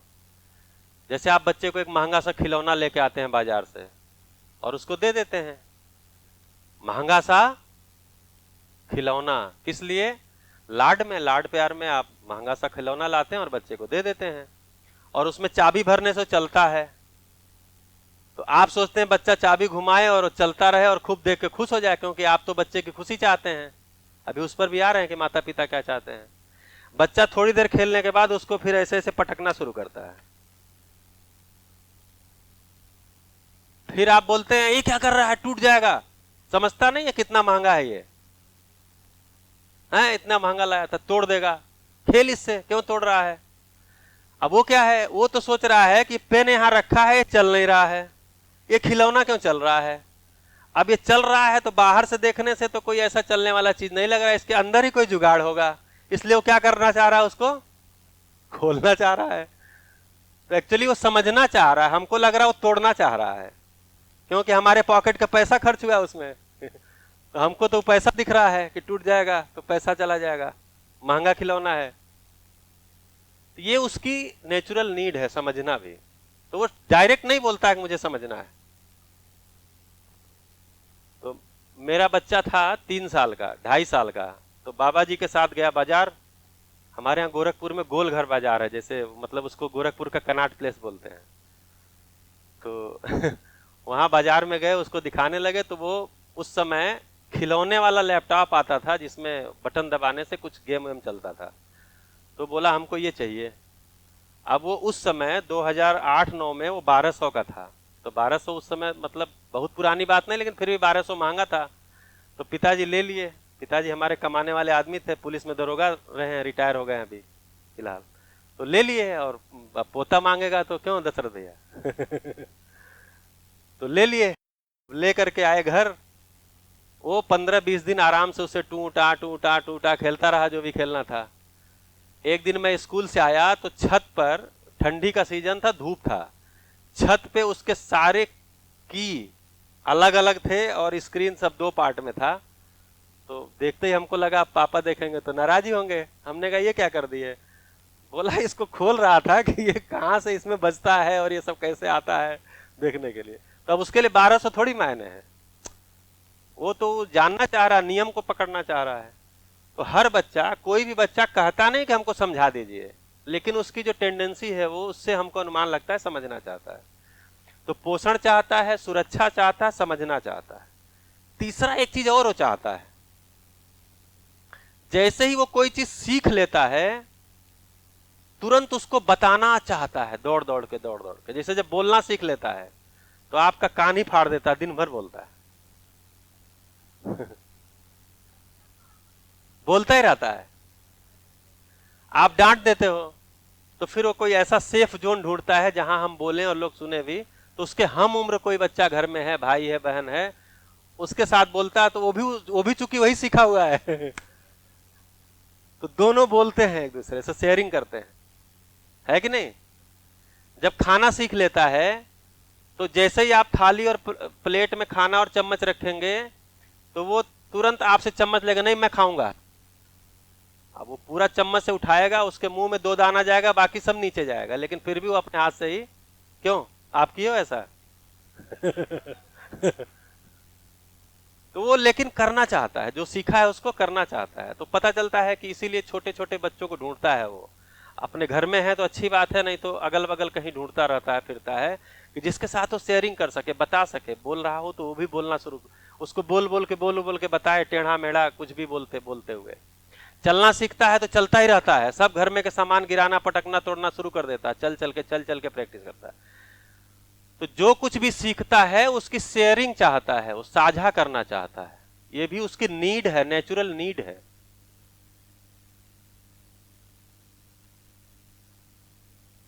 इतनी उसकी मूल आवश्यकताएं बच्चे की होती हैं, अपेक्षाएं होती हैं। मतलब अपेक्षाएं होती हैं, आवश्यकता तो जब वस्तु आएगी उसमें शामिल होगी तब होगा। उसकी अपेक्षाएं होती हैं। पोषण, वो कहता नहीं हमको खिला दो, या उसको मन करेगा चॉकलेट कहेगा खिला दो, ये खिला दो, और प्रचार की चीजें कहेगा खिला दो। लेकिन माँ बोलती नहीं चावल दाल खा, नहीं ये दाल रोटी खाओ, दूध पियो, बोलता दूध नहीं पियेंगे। तो उसको पहले तो, आजकल के तो माँ उदार हो गई हैं, हम लोग के समय में तो माँ ऐसे गर्दन फंसा करके और चम्मच से मुंह में दूध डाला करती थी। क्यों करती थी ऐसा? क्योंकि उनको पता है कि इससे इसका पोषण हो जाएगा। और एक्चुअली ये पोषण चाह रहा है, ये पोषण इसकी अपेक्षा है, लेकिन इसको पता नहीं है, इसकी समझ नहीं है, इसलिए ऐसा ये कर रहा है कि इससे बचना चाह रहा है, लेकिन वो खिलाती है। तो पोषण चाहता है, सुरक्षा चाहता है, समझना चाहता है और चीजों को साझा करना चाहता है। इतनी अपेक्षाएं मूल रूप से बच्चे में होती हैं। अब जब यही बच्चा बड़ा हो जाता है, वयस्क हो जाता है,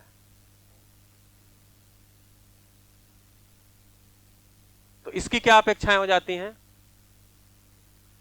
तो अभी ये पोषण चाहता था बच्चा, इसलिए इस एरो को इधर कर लेते हैं। ये पोषण चाहता है, वयस्क पोषण करता है।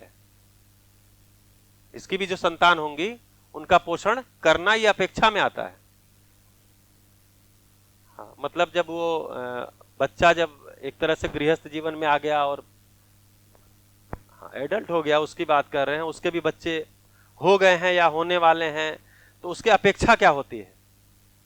तो वो भी चाहता है कि पोषण करूं, ठीक है, सुरक्षा करूं। घर क्यों बनवाते हैं? घर में दरवाजा क्यों लगाते हैं? ताला क्यों लगाते हैं? ठीक है, रेलिंग क्यों बनाए हैं छत पे?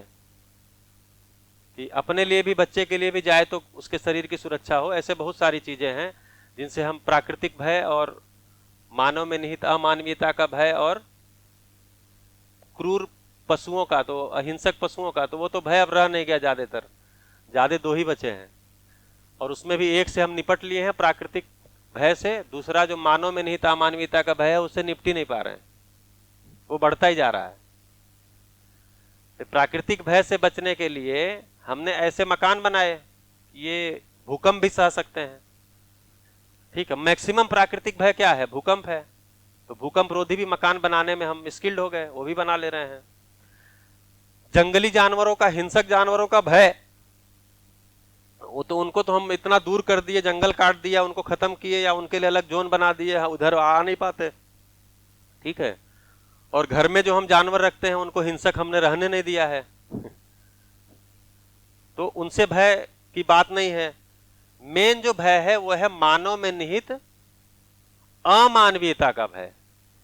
इसके लिए हम बहुत सारे दुनिया का जितना लोहा निकालते हैं उसका 60 से 70% केवल मानव के अमानवीयता के भय से बचने के लिए ही खर्च कर रहे हैं। जांच के देखिए, सुरक्षा के लिए सबसे ज्यादा लोहे का खर्चा हो रहा है। जी आवाज जा रही है? वो मेरी ही आवाज बढ़ जाती है बाद में, पहले फर्स्ट गियर में रहता है, फिर सेकंड थर्ड में।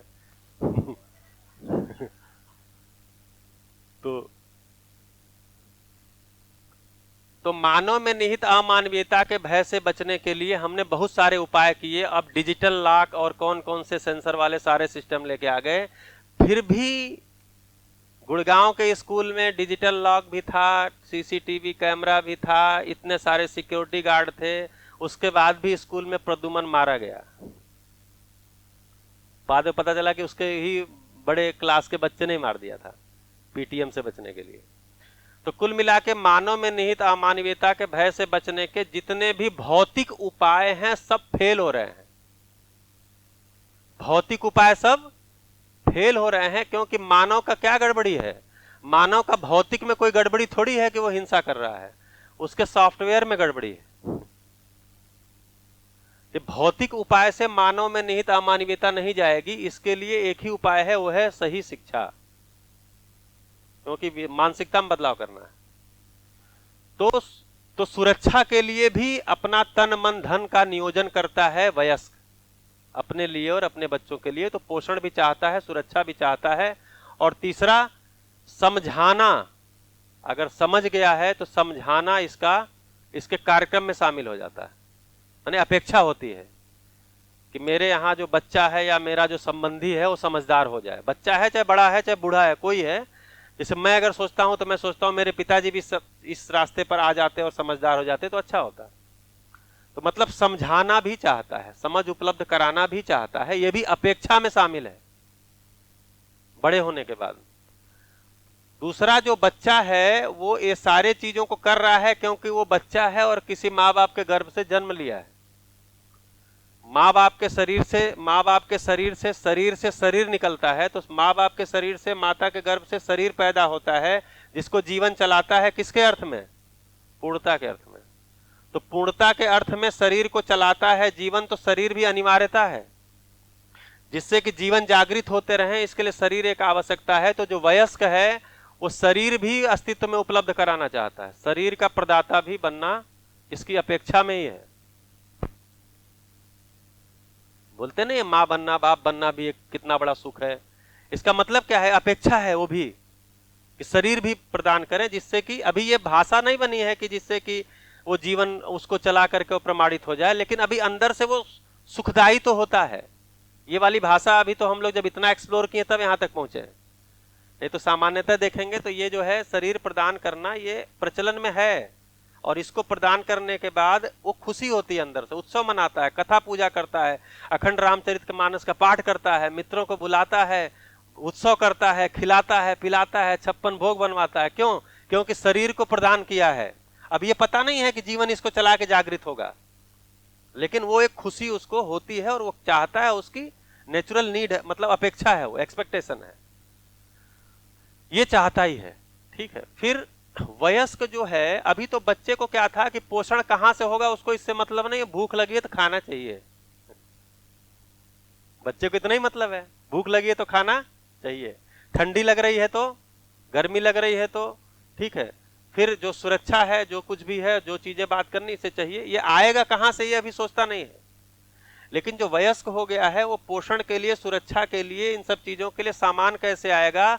तो उत्पादन भी करने का इसका अपेक्षा है। तो उत्पादन करने के लिए भी इसको चाहिए, उत्पादन भी इसके अपेक्षा में शामिल है। बोलते हैं ना कि अब तो अपने पैरों पर खड़ा हो जा। इसका मतलब क्या है कि अब आप उत्पादन में लग जाओ, ये भी इसकी अपेक्षा है। दूसरा एक और अपेक्षा इसमें होती है कि जब मैं यहां से निकलूंगा सड़क पर, तो अगर मेरी अपनी गाड़ी है तो मैं सड़क पर निकलूंगा तो सड़क चाहिए कि नहीं चाहिए? सड़क चाहिए। तो सड़क चाहिए, इसके लिए कोई मंत्रालय चाहिए कि नहीं चाहिए? उसमें मंत्री चाहिए कि नहीं चाहिए? उसके अधिकारी चाहिए कि नहीं चाहिए? उसमें भी आदमी इन्वॉल्व भी है ना एक सड़क बनने में। फिर उस सड़क पर हम सुरक्षित चल सकें, इसके लिए जगह जगह कुछ उसका इंतजाम होना, ठीक है। हॉस्पिटल में बीमार हैं तो हॉस्पिटल में डॉक्टर का, ट्रैफिक पर पुलिस वाले का होना जिससे कि ट्रैफिक ठीक रहे और मेरे लिए। और ट्रैफिक पे पुलिस वाला किसके लिए खड़ा है? मेरे लिए। तो वो भी चाहिए कि नहीं चाहिए? वो भी चाहिए। तो कुछ जो है व्यवस्था से जुड़े हुए भी लोग हमको हमारी अपेक्षा में शामिल हैं। इतनी हमारी अपेक्षाएं वयस्क होने के बाद है और इतनी अपेक्षाएं एक बच्चे के रूप में है। इन्हीं अपेक्षाओं को आधार पे अभी हम संबंध को कनेक्ट करते हैं कि कितने प्रकार के संबंध हैं, यहीं से निकल के आ जाएगा, ठीक है। संबंध चाहिए। संबंध क्यों चाहिए? क्योंकि मानव शरीर जीवन और शरीर है, दूसरा मानव भी जीवन और शरीर है, आहार विहार करेगा, आहार विहार के लिए सुविधा चाहिए, सुविधा श्रम से मिलती है, अकेले श्रम से हो नहीं पाएगा, इसलिए बहुत सारे श्रम करने वाले चाहिए। इस लिहाज से मानव मानव संबंधी है। किस अर्थ में है? पूर्णता के अर्थ में है। अब ये जो संबंधी हैं ये किस प्रकार से हैं, कितने संबंधों में है? तो जैसे अगर देखें हम तो पारिवारिक, वैचारिक, ये तो मोटा मोटा कैटेगरी हो गया, लेकिन अगर गिने हम तो कितने प्रकार के संबंध हैं, गिनती में ले आए, तब ये अपेक्षाओं से हम इसको देख पाएंगे, ठीक है। तो ये बच्चा है, इसको पोषण चाहिए, तो पोषण किससे मिलेगा? माता पिता से। पोषण और सुरक्षा ये माता पिता से मिलता है। माता मतलब पोषण प्रधान संरक्षण क्रिया में रत रहती है और पिता संरक्षण प्रधान पोषण क्रिया में रत रहते हैं। ये अध्ययन बिंदु में आप पढ़े होंगे। तो माता पिता संबंध और किससे है? ये संतान का संबंध है। तो ये नेचुरल संबंध है, प्राकृतिक संबंध है, अस्तित्व सह संबंध है, माता पिता संतान संबंध। इसमें माता पिता को संतान से अपेक्षाएं होती हैं, संतान को माता पिता से अपेक्षाएं होती हैं। अपेक्षाएं नेचुरल हैं, अपेक्षाएं अस्तित्व सहज हैं, अपेक्षाएं होनी ही चाहिए, अपेक्षाएं होनी ही है, आप इससे दूर नहीं भाग सकते। तो जो लोग ये कहते हैं कोई एक्सपेक्टेशन रखो ही नहीं, वो कुछ समझे ही नहीं है।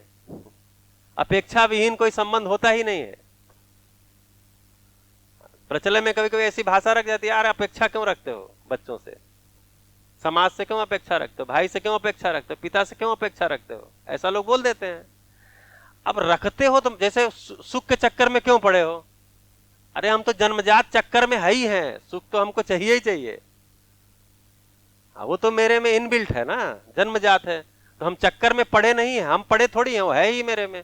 वैसे ही अपेक्षाएं हैं ही, हम कर रहे हैं ऐसा नहीं है, हैं ही। तो इसीलिए पहले अपेक्षाओं को रखा कि इन अपेक्षाओं को ध्यान रखेंगे तो बच्चे को पोषण संरक्षण चाहिए, ये बच्चे की अपेक्षा है। और वयस्क भी पोषण और सुरक्षा करना चाहता है, इसके भी एरो अंदर की तरफ आएगा, चाहता है। ये भी पोषण सुरक्षा करना चाहता है और इसको पोषण और सुरक्षा चाहिए, इसके लिए माता पिता संतान संबंध है।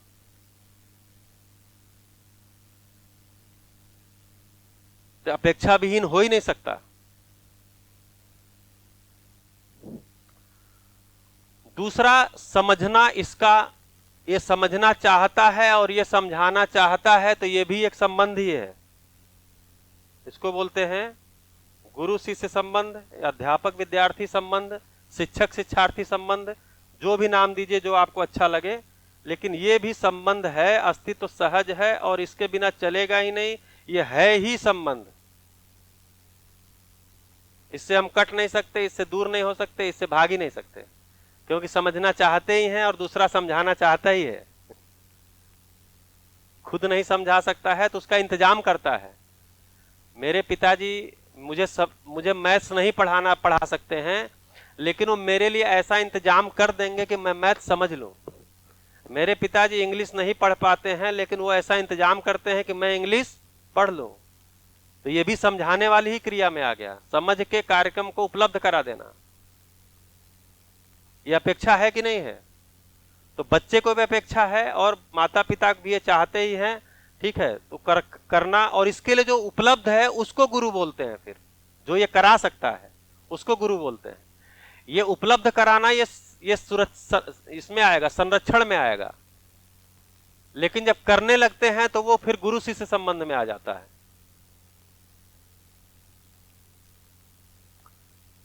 फिर साझा करना, ये अपने बातों को साझा करना चाहता है, तो बातों को साझा करने का जो संबंध है उसका नाम क्या है? भाई बहन संबंध। भाई बहन, ये भाई भाई भी हो सकता है, बहन बहन भी हो सकता है, भाई बहन भी हो सकता है। ये संबंध का नाम है भाई बहन संबंध। यानी हम उम्र, लगभग एक उम्र के, एक आयु के, एक वय के, वो कोई साथी ढूंढता है जिसके साथ जो कुछ भी सीखा है, जो कुछ भी थोड़ा बहुत समझा है उसको शेयर कर सके, क्योंकि बड़े तो उसकी सुनते नहीं है। ठीक, इसीलिए दादी बाबा के पास भी सेफ जोन में रहता है वो, क्योंकि वो सुन लेते हैं, उनके पास सुनने का टाइम है, इसके पास सुनाने का टाइम है। तो भाई बहन संबंध, अच्छा ये दादा संबंध भी इसी में आएगा, अभी इस पे और चर्चा करेंगे, इसमें और कौन कौन संबंध आएंगे। तो भाई बहन संबंध, इसमें भाई भाई, बहन बहन, भाई बहन सभी आता है। ये तो परिवार के अंदर हो गया। लेकिन जब वो स्कूल जाना शुरू कर देता है, मोहल्ले में खेलना शुरू कर देता है, अपने रिश्तेदारियों में जाना शुरू कर देता है, तो वहां पर एक ऐसा ही और संबंध वो बन जाता है। उसका क्या नाम है उसका? वो भी शेयरिंग के लिए ही होता है। बहुत सी बातें यहां नहीं शेयर हो पाती हूं, यहां हो जाती हैं। इस और इस संबंध में अपेक्षा के रूप में देखेंगे तो समानता है, होने के रूप में ये सहोदर होते हैं, ये सहोदर नहीं होते। सहोदर भी हो सकते हैं मित्र, लेकिन ये सहोदर होना जरूरी नहीं है। इसमें तो सहोदर है तभी भाई बहन बोलते हैं, मतलब ब्लड रिलेशन इसमें मिलता ही मिलता है। इसमें ब्लड रिलेशन हो कोई जरूरी नहीं होता, इसलिए इसको अलग से नाम रखा है। अपेक्षा के रूप में देखेंगे तो यहां भी साझा ही करना चाहता है, यहां भी साझा करना चाहना, साझा करना उसकी अपेक्षा है। उसको करने का जो जगह है उस संबंध का नाम मित्र मित्र संबंध और भाई बहन संबंध है। मतलब मैं अपने घर में देखता हूं तो कोई चीज अगर मैं उपलब्ध नहीं हूं, तो हमारे बेटा 10th में पढ़ता है और बेटी ग्रेजुएशन में, पोस्ट ग्रेजुएशन में जाएगी, तो बेटा से बात करेंगे तो बोलता है कोई बात नहीं, दीदी है ना। मतलब उसको लगता है कि कोई है एक दमदार व्यक्ति। तो जिसके पास मित्र होते हैं, अच्छे मित्र जिसको बोलते हैं, उसका दम अपने आप बढ़ जाता है। अरे है, हमारे पास मित्र है, भाई है, भाई भाई संबंध अगर अच्छा है तो बोलते हैं भाई है ना, क्या दिक्कत है। तो एक ताकत बन जाती। क्या चीज की ताकत है वो? वही कि मैं जो जान रहा हूं, मेरी जो पीड़ा होगी, मेरा जो कष्ट होगा, मेरी जो खुशहाली होगी, दोनों चीज, पीड़ा को, कष्ट को, खुशहाली को, इन सारी चीजों को मैं वहां कह सकता हूं और वहां से मदद मिलना ही मिलना है, उसमें कोई शंका ही नहीं है। तो ये अपेक्षा विहीन नहीं है। तो ये मित्र मित्र संबंध हो गया। और ये जो बच्चा है, तो बच्चा जो है शरीर है, जीवन है, जीवन शरीर को चला रहा है, शरीर एक आवश्यकता है। वयस्क भी चाहता है कि एक शरीर उत्पन्न हो, शरीर को प्रदान करें, और शरीर के प्रदान करने के दिन वो खुशी मनाता है। खुशी इसलिए मनाता है क्योंकि शरीर को प्रदान किया है। अब हमको इस दर्शन में, कंटेंट में समझ में आया है, वो खुशहाली इसलिए है कि में एक जीवन को शरीर मिलेगा, वो जीवन उसको चला करके समझदार होकर जागृत हो सकता है, पूर्ण हो सकता है। तो इसके लिए भी संबंध है, शरीर उपलब्ध कराने से लेकर के और उसकी जागृति तक, और अपने दोनों की भी जागृति तक। उस संबंध को बोलते हैं पति पत्नी संबंध। तो केवल शरीर प्रदाता से इसका मतलब नहीं है। जिस शरीर को प्रदान किया है उसकी जिम्मेदारी के साथ होता है कि वो शरीर जिस जीवन को चला रहा है वो जीवन जागृत हो जाए, उसकी सारी जिम्मेदारी के साथ होता है। वही फिर माता पिता संतान के संबंध में हो जाता है। और अपने दोनों के संबंध में भी साथ साथ जीते हुए स्वयं भी जागृति के लिए, अगर परंपरा है तो पहले ही जागृत है, नहीं परंपरा है तो स्वयं की जागृति के लिए भी लग सकता है। ये 5 संबंध हुए। छठा संबंध इसमें कौन सा निकल रहा है? उत्पादन से जुड़ा हुआ।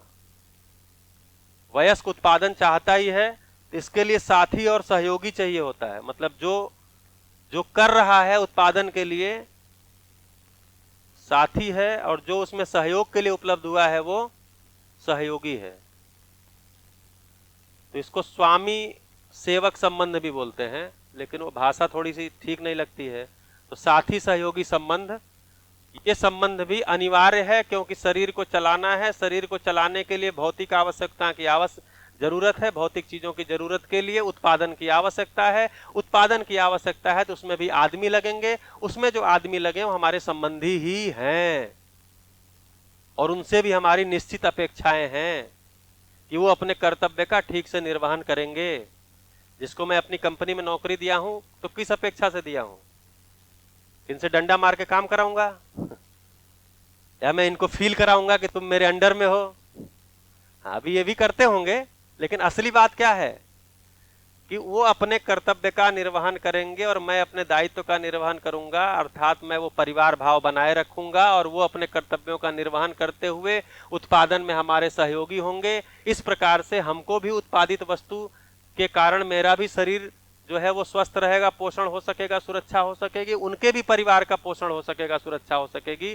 तो इस दायित्व को समझता है स्वामी और कर्तव्य को समझता है सेवक, और ये अपेक्षा है, ये निश्चित अपेक्षा है। ये कोई मतलब ये कोई शोषण की जगह नहीं है। शोषण वाला अगर ये भाव है इसमें ये वाला, तो फिर शोषण की जगह नहीं है। ये भाव नहीं है तो नाम तो है लेकिन शोषण है। तो ये अपेक्षा है। तो साथी सहयोगी संबंध के रूप में ये भी एक संबंध है, अस्तित्व सहज संबंध है। सातवां एक संबंध है जो व्यवस्था में जुड़े हुए लोग हैं प्रत्यक्ष अप्रत्यक्ष रूप से।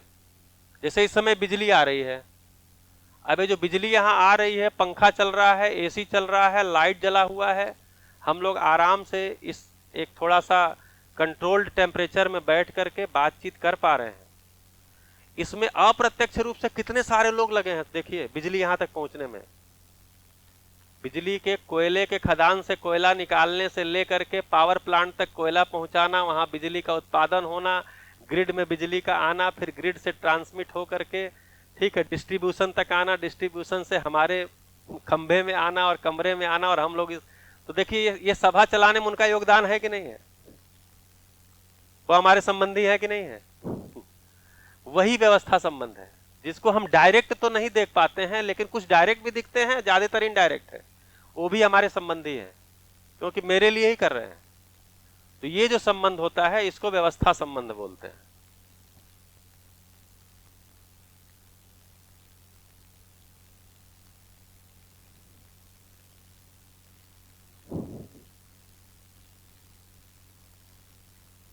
ये 7 प्रकार के संबंध पहचान में आते हैं जो कि अपेक्षाओं के आधार पर हैं, अनअपेक्षित नहीं है। ये 7 प्रकार के संबंध हैं। अगर 8वां कोई संबंध आपको ध्यान में आ रहा हो तो बताइए।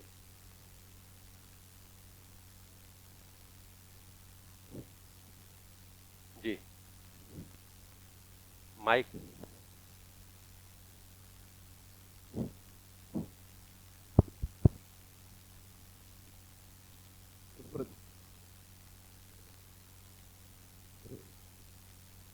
ये सारा सकारात्मक रूप से देख रहे हैं तो सब बैठ रहा है, लेकिन व्यवस्था में कुछ प्रतिद्वंद्विता या प्रतियोगिता भी होती है।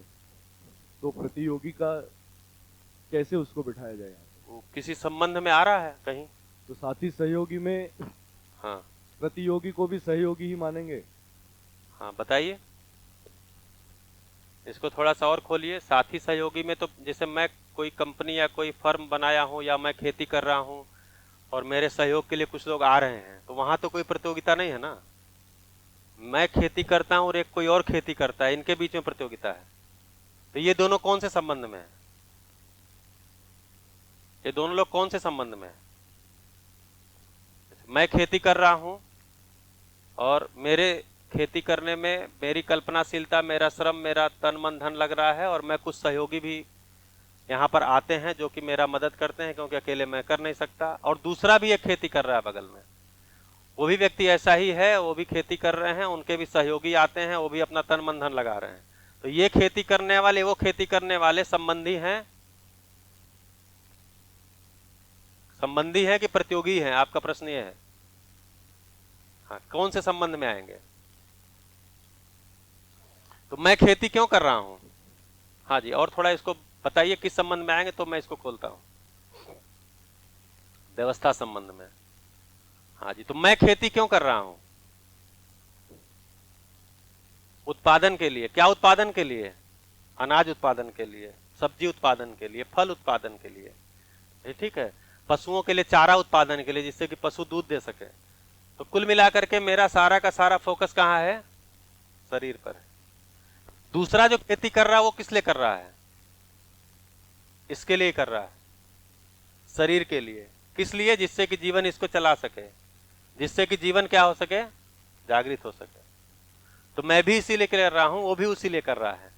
तो एक्चुअली प्रतियोगी नाम का कोई चीज होता नहीं है अस्तित्व में, ठीक है। जब मैं शोषण के लिए कर रहा हूं और वो भी शोषण के लिए कर रहा है, तब प्रतियोगिता है,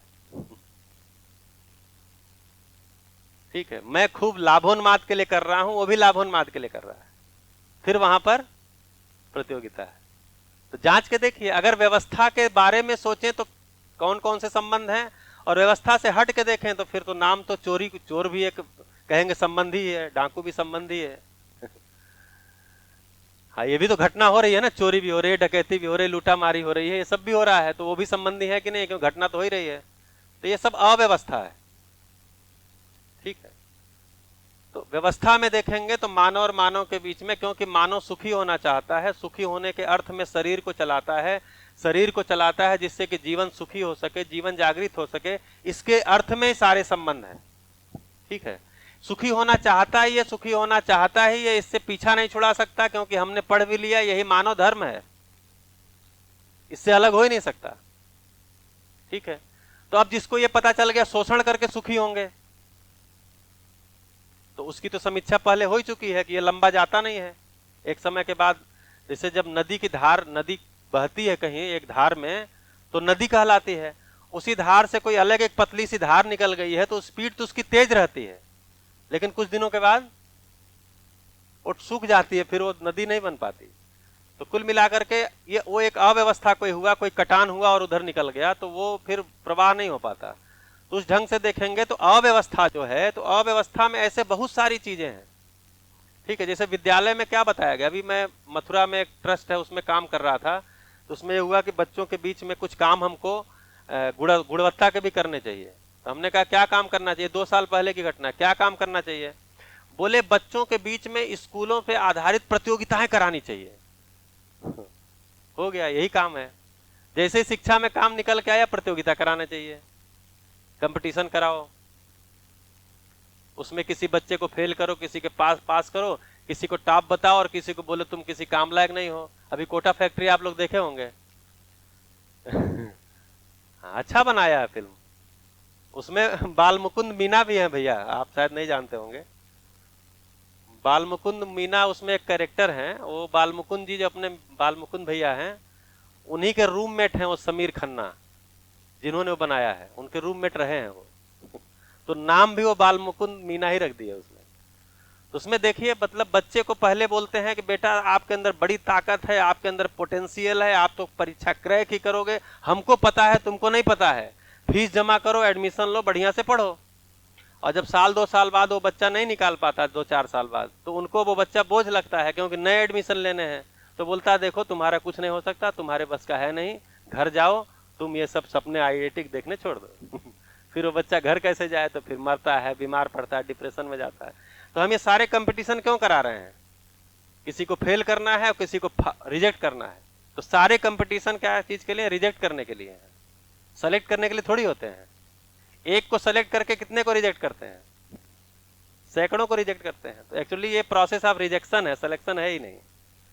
तो ये सब हो रहा है।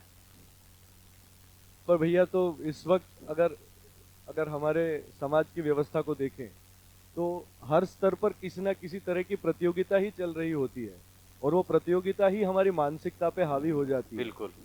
तो फिर हम व्यवस्था में नहीं, हम अव्यवस्था की अवस्था में ही जी रहे हैं इस वक्त। तभी तो हम व्यवस्था ढूंढ रहे हैं। हाँ, तो व्यवस्था में भी हम अव्यवस्था क्रिएट करते रहते हैं जी। हर स्तर पे यही हो रहा है, चाहे ऑफिसेज हो, चाहे शिक्षा हो, चाहे न्यायालय हो, चाहे कोई प्रशासन का कुछ काम हो। बच्चा जब एक एजुकेशन लेके जब मेन स्ट्रीम में जाता है, तो जो मेन स्ट्रीम इस वक्त जो है उसमें व्यवस्था कम दिखाई दे रही है और प्रतियोगिता ज्यादा दिखाई दे रही है हर जगह पे। जी, इसीलिए विकल्प की तलाश है। हम लोग भी विकल्प की तलाश में हैं कि विकल्प निकाला जाए, और समाज भी विकल्प की तलाश में है, और माता पिता भी विकल्प की तलाश में है। जी भैया, आप शायद माइक, हाँ, फिर आपका नंबर। हेलो। हाँ। जी तो इसका मैं समझ रहा हूँ कि जिसमें आदान प्रदान दोनों है और व्यवस्था के रूप में जो संबंध है, व्यवस्था के रूप में जो काम हो रहा है उसी को संबंध बोल सकते हैं। हाँ, इसके अलावा आठवां कोई अगर नाम है उसको निकाल करके रख सकते हैं। जैसे आपने कहा प्रतियोगी एक संबंध है, तो पता चला प्रतियोगी तो होता ही नहीं है, ठीक है।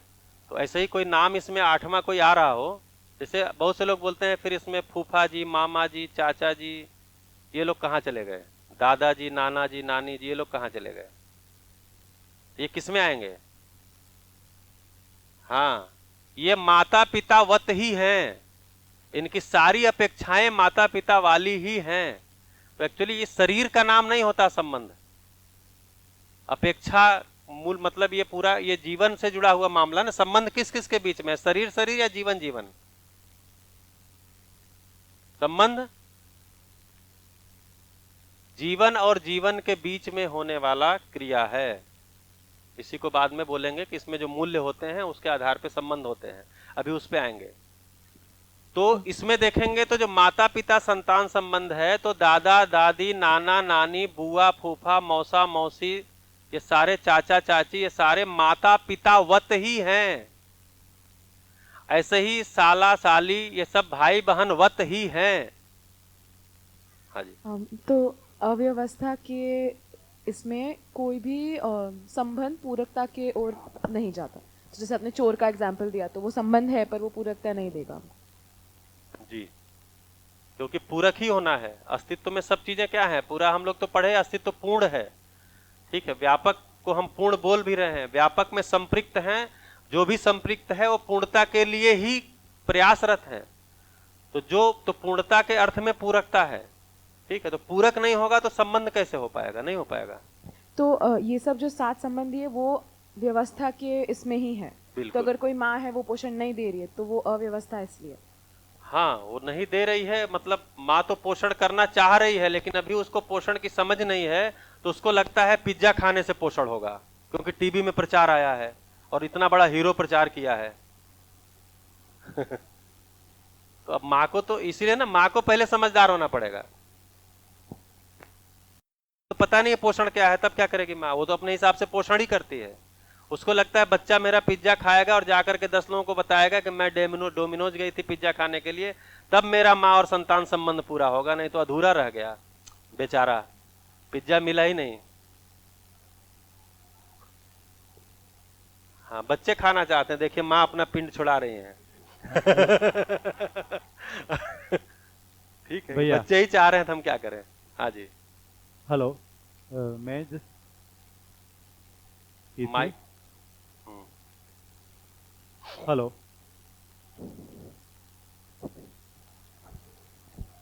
हेलो, मैंने सोम भैया की शिविर अटेंड की थी और वीडियो भी सुने थे। तो उसमें उन्होंने बताया कि जो टॉपर का सम्मान होता है क्लास में या कॉलेज स्कूल में, उसके बदले जो बच्चा दूसरे बच्चों को हेल्प करता है उसका सम्मान होना चाहिए। तो मुझे वो बात अच्छी लगी। मैं पॉलिटेक्निक में प्रिंसिपल हूँ गुजरात में, गवर्नमेंट में। तो मैंने सभी स्टाफ को बताया कि हम टॉपर्स का बोर्ड बनाते हैं, उसकी जगह पे जो बच्चा दूसरे बच्चों को आपका शुभ नाम? केतन पटेल। आपका फोन आया था मेरे पास। हाँ, नगर जी। तो फिर मैंने सभी स्टाफ को मीटिंग रखी और बताया कि ऐसे हम लोग जो बच्चे दूसरे बच्चे को हेल्प करते हैं उसको सम्मानित करने का कोई सिस्टम बनाए, और स्टाफ में भी ऐसा सिस्टम बनाए कि जो सीनियर है उसका सम्मान हो, उसके बदले जो स्टाफ दूसरे स्टाफ को सहयोगी होते हैं उनका सम्मान करेंगे।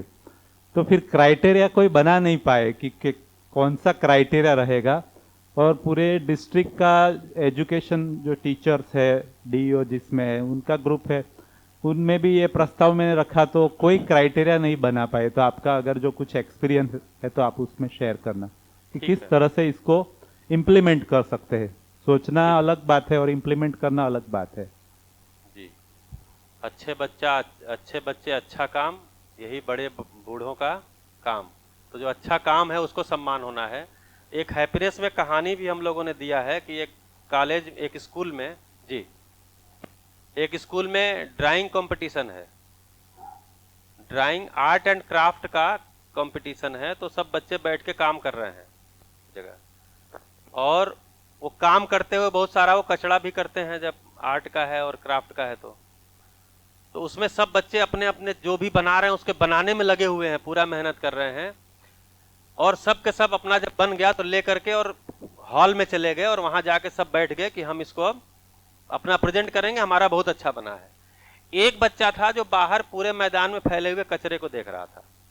तो वो एक दोस्त को और अपने बातचीत किया, अब उसका नाम नहीं ध्यान आ रहा है कि वो कौन सा बच्चा था, नाम क्या था उन दोनों का, क्या नाम रखा गया उस कहानी में। वो दोनों मिल करके सारे कचरे को साफ किए, और जब तक यहाँ सारी लेक्चर वगैरह चल रहा था तब तक वो लोग इसको साफ करके पूरा डस्टबिन में डाल करके एकदम बढ़िया कर दिए। उसी बीच में एक बच्चा बाहर निकल करके आया और इनको सफाई करते हुए देख रहा था। संयोग से उसी की ड्राइंग को या उसी के क्राफ्ट को फर्स्ट प्राइज मिला।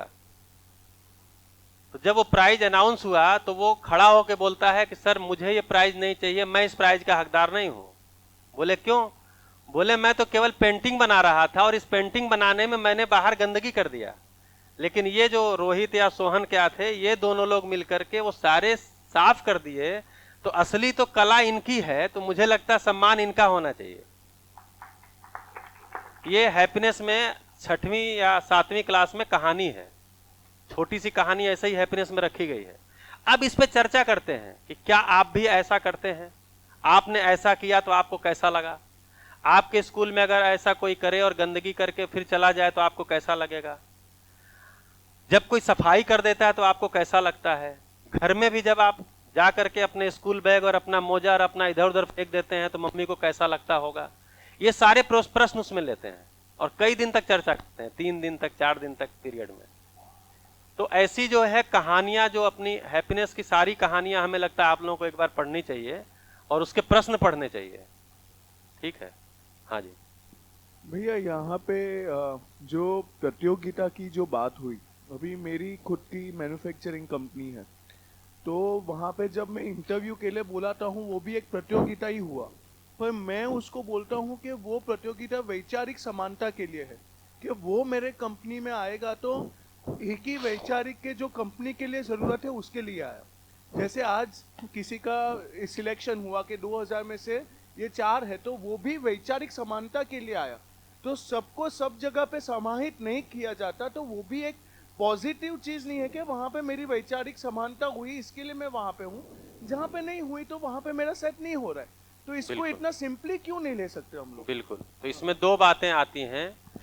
एक तो ये आती है कि हमको जब किसी काम के लिए कोई व्यक्ति चाहिए, जैसे किसी पढ़ाई के लिए कोई व्यक्ति चाहिए, तो हमको उस विधा का अच्छा स्किल वाला चाहिए। तो हम उस विधा में जिसका स्किल अच्छा है, जो उसकी योग्यता ज़्यादा है, उसको हमको लेना ही है। क्योंकि कम योग्य को लेकर के हम ट्रेनिंग करने के लिए वो फैक्ट्री नहीं खोले हैं। वो फैक्ट्री खोलने का मतलब यह है कि जो लोग योग्य हैं, उसका जिनका स्किल है, उनको लेकर के हमको काम करना है। ट्रेनिंग के लिए अलग डिपार्टमेंट है, फिर कम योग्य को हम ट्रेनिंग में भेज सकते हैं। लेकिन तो एक तो हमारा ये दृष्टि है कि हमको योग्यतम ही चुनना है, तो इसमें कोई दिक्कत नहीं है। लेकिन ये जो मैसेज जाता है बाकी को कि आप बेकार हो, इसको कैसे हम करेंगे? क्योंकि या तो शिक्षा में ही ये शामिल रहे, जैसे एनईपी में अभी बहुत अच्छा कुछ चीज़ों को शामिल किया है।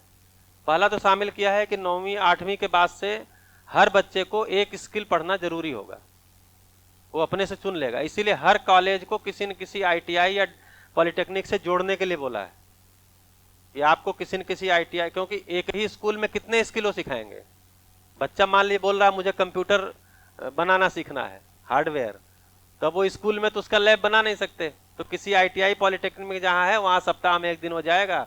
तो वो बोला है। तो स्किल वाला भी काम होते रहने से उसमें अगर ये कंटेंट भी डाल दिया कि हम जो स्किल सीख रहे हैं इसमें हमको काफ़ी परफेक्ट होना है, जिससे कि जिसके हम काम करने जाएं तो वो मेरा चयन कर सके। अगर नहीं हुआ तो इसका मतलब हमको भी और परफेक्शन लाना है, इतनी सी बात है। ठीक है, जितने लोग इस स्किल को सीख रहे हैं सबको काम मिल नहीं सकता है, इसीलिए एक से ज़्यादा स्किल हर साल बदलने के लिए भी बोला है उसमें कि 1 साल जो स्किल लेगा अगले साल दूसरा लेगा, अगले साल जैसे डीयू में होता है बच्चों का सेमेस्टर में एक स्किल कोई बदल दी जाती है।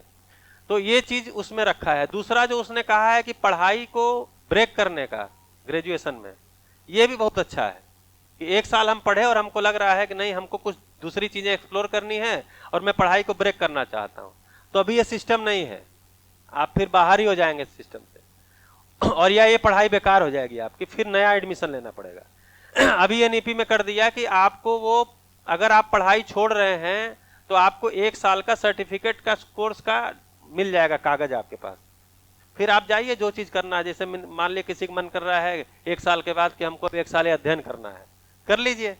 फिर 1 साल बाद आपका मन करा नहीं वो डिग्री वाला फिर से हम कंप्लीट कर लेते हैं, तो फिर आपका एडमिशन हो जाएगा और आप सेकेंड ईयर में सीधे जाएंगे। तो ये जो चीजें आ रही हैं, ये इस बहुत सी चीजों, इन सब चीजों का समाधान इन सब चीजों से हो जाएगा अगर इंप्लीमेंट हो गई तो, क्योंकि यहां पर सारा गड़बड़ी है। जैसे ही कोई एक सेलेक्ट हुआ वैसे ही हम अपने आप को रिजेक्ट मान लेते हैं। वो सिस्टम भी कह रहा होता कि आप रिजेक्ट हो, वो बाकायदे भाषा में भी बोल देता है आप रिजेक्ट हो, रिजल्ट निकलता है तो उसमें भी लिख देता है नाम के आगे रिजेक्टेड। बहुत सारे रिजल्ट देखें उसमें लिख देता नाम के आगे रिजेक्टेड, मतलब आपको रिजेक्ट कर दिया। अगर नहीं भी लिखा है तो हम मान लेते हैं कि हम रिजेक्ट हो गए हैं। तो ये वाला शिक्षा वाला पार्ट है। तो इसमें जो एक्सेप्टेड या रिजेक्टेड जो है उसका प्रॉब्लम नहीं है, पर जो पात्रता, मैं अगर रिजेक्ट हुआ तो मैं रिजेक्शन को मानता हूँ, उसके ऊपर वो मेंटालिटी पे अपने बात कर रहे हैं। वो पहली क्लास से 8वीं क्लास तक शिक्षा में अगर वो चीजें आ गई हैं चर्चा में, हाँ। तो वो चीजें जाएंगी नहीं आगे ना। वो तो वही सॉफ्टवेयर ही, वही कंडीशनिंग हुई है, वैसा ही वातावरण में उसका पोषण ही हुआ है। उसको तो बचपन से ही बताया गया, उसको अपनी गलती मानना कभी नहीं बताया गया। मैं अभी ट्रेन में आ रहा था तो ट्रेन में एक बच्चा जो है सीट पर ऐसे खड़ा था और गिर गया। इतना बड़ा बच्चा था, कुछ उछल कूद कर रहा था और उसी पे गिरा, सीट पर ही गिरा। जैसे सीट पे गिरा वो माँ बोलती है इसने मार दिया, इसने मार दिया, चलो मार दिए, ठीक है। तो हम हंसने लगे, तो उसके पिताजी बोलते हैं कि क्या हो गया। हमने कहा देखिए इसीलिए बच्चे अपनी गलती जिंदगी भर नहीं मानते। वो गिरा अपनी गलती से था, अगर आप बता देते कि बेटा सावधानी रखो, आपकी गलती से गिर गए हो, आगे से इसका ध्यान रखना, तो हम उसकी गलती नहीं बता रहे हैं, बता रहे हैं ट्रेन के सीट की गलती है। हाँ, इसके सीट की गलती है, तुम्हारी तो है ही नहीं बेटा, तुम तो बहुत अच्छे हो। तो ऐसे ऐसे माहौल में बच्चे का पोषण हम कर रहे हैं स्कूल के अंदर और घर के अंदर। इस तरह का हम सारा चीजें जब करते जाते हैं तो फिर ऐसा ही होता है कि एक रिजल्ट अगर उसका खराब हुआ, वो फांसी और फंदा लगा के खत्म। ठीक है, या डिप्रेशन में चला गया, या कोई और काम करने लगा, या अपने को बेकार मान लिया। ठीक है, तो ये तो इसीलिए तो शिक्षा में काम करने का पूरा योजना है। इसीलिए मैं अपनी योजना को जो रात में सब बैठ के तय किए हैं कि पहली से लेकर के 8वीं तक, क्योंकि विद्यालय की जरूरत किसको है बताइए, विद्यालय की जरूरत किसको है? किसको? समाज को। और कोई? विद्यालय की जरूरत किसको है? माँ बाप को,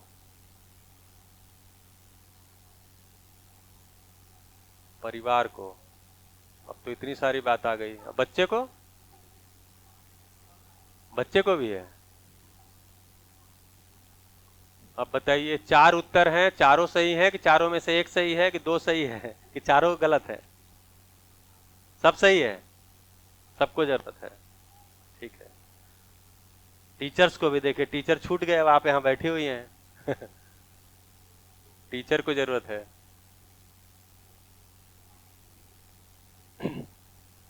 तो विद्यालय में शिक्षा किसका होना है? बच्चे का। बच्चा किसका है? बच्चे को समझदार कौन बनाना चाहता है? बच्चे खुद समझदार होना चाह रहे हैं या माँ बाप समझदार करना चाह रहे हैं?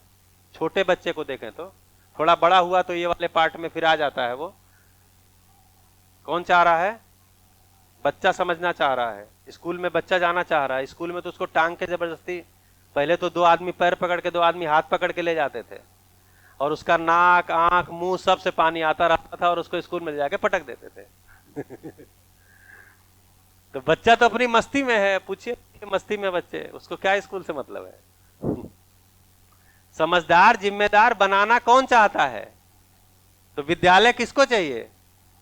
अभिभावक को ही चाहिए। विद्यालय की नीड अभिभावक को है, क्योंकि हर अभिभावक अपने बच्चे को समझदार, जिम्मेदार बनाना चाहता है।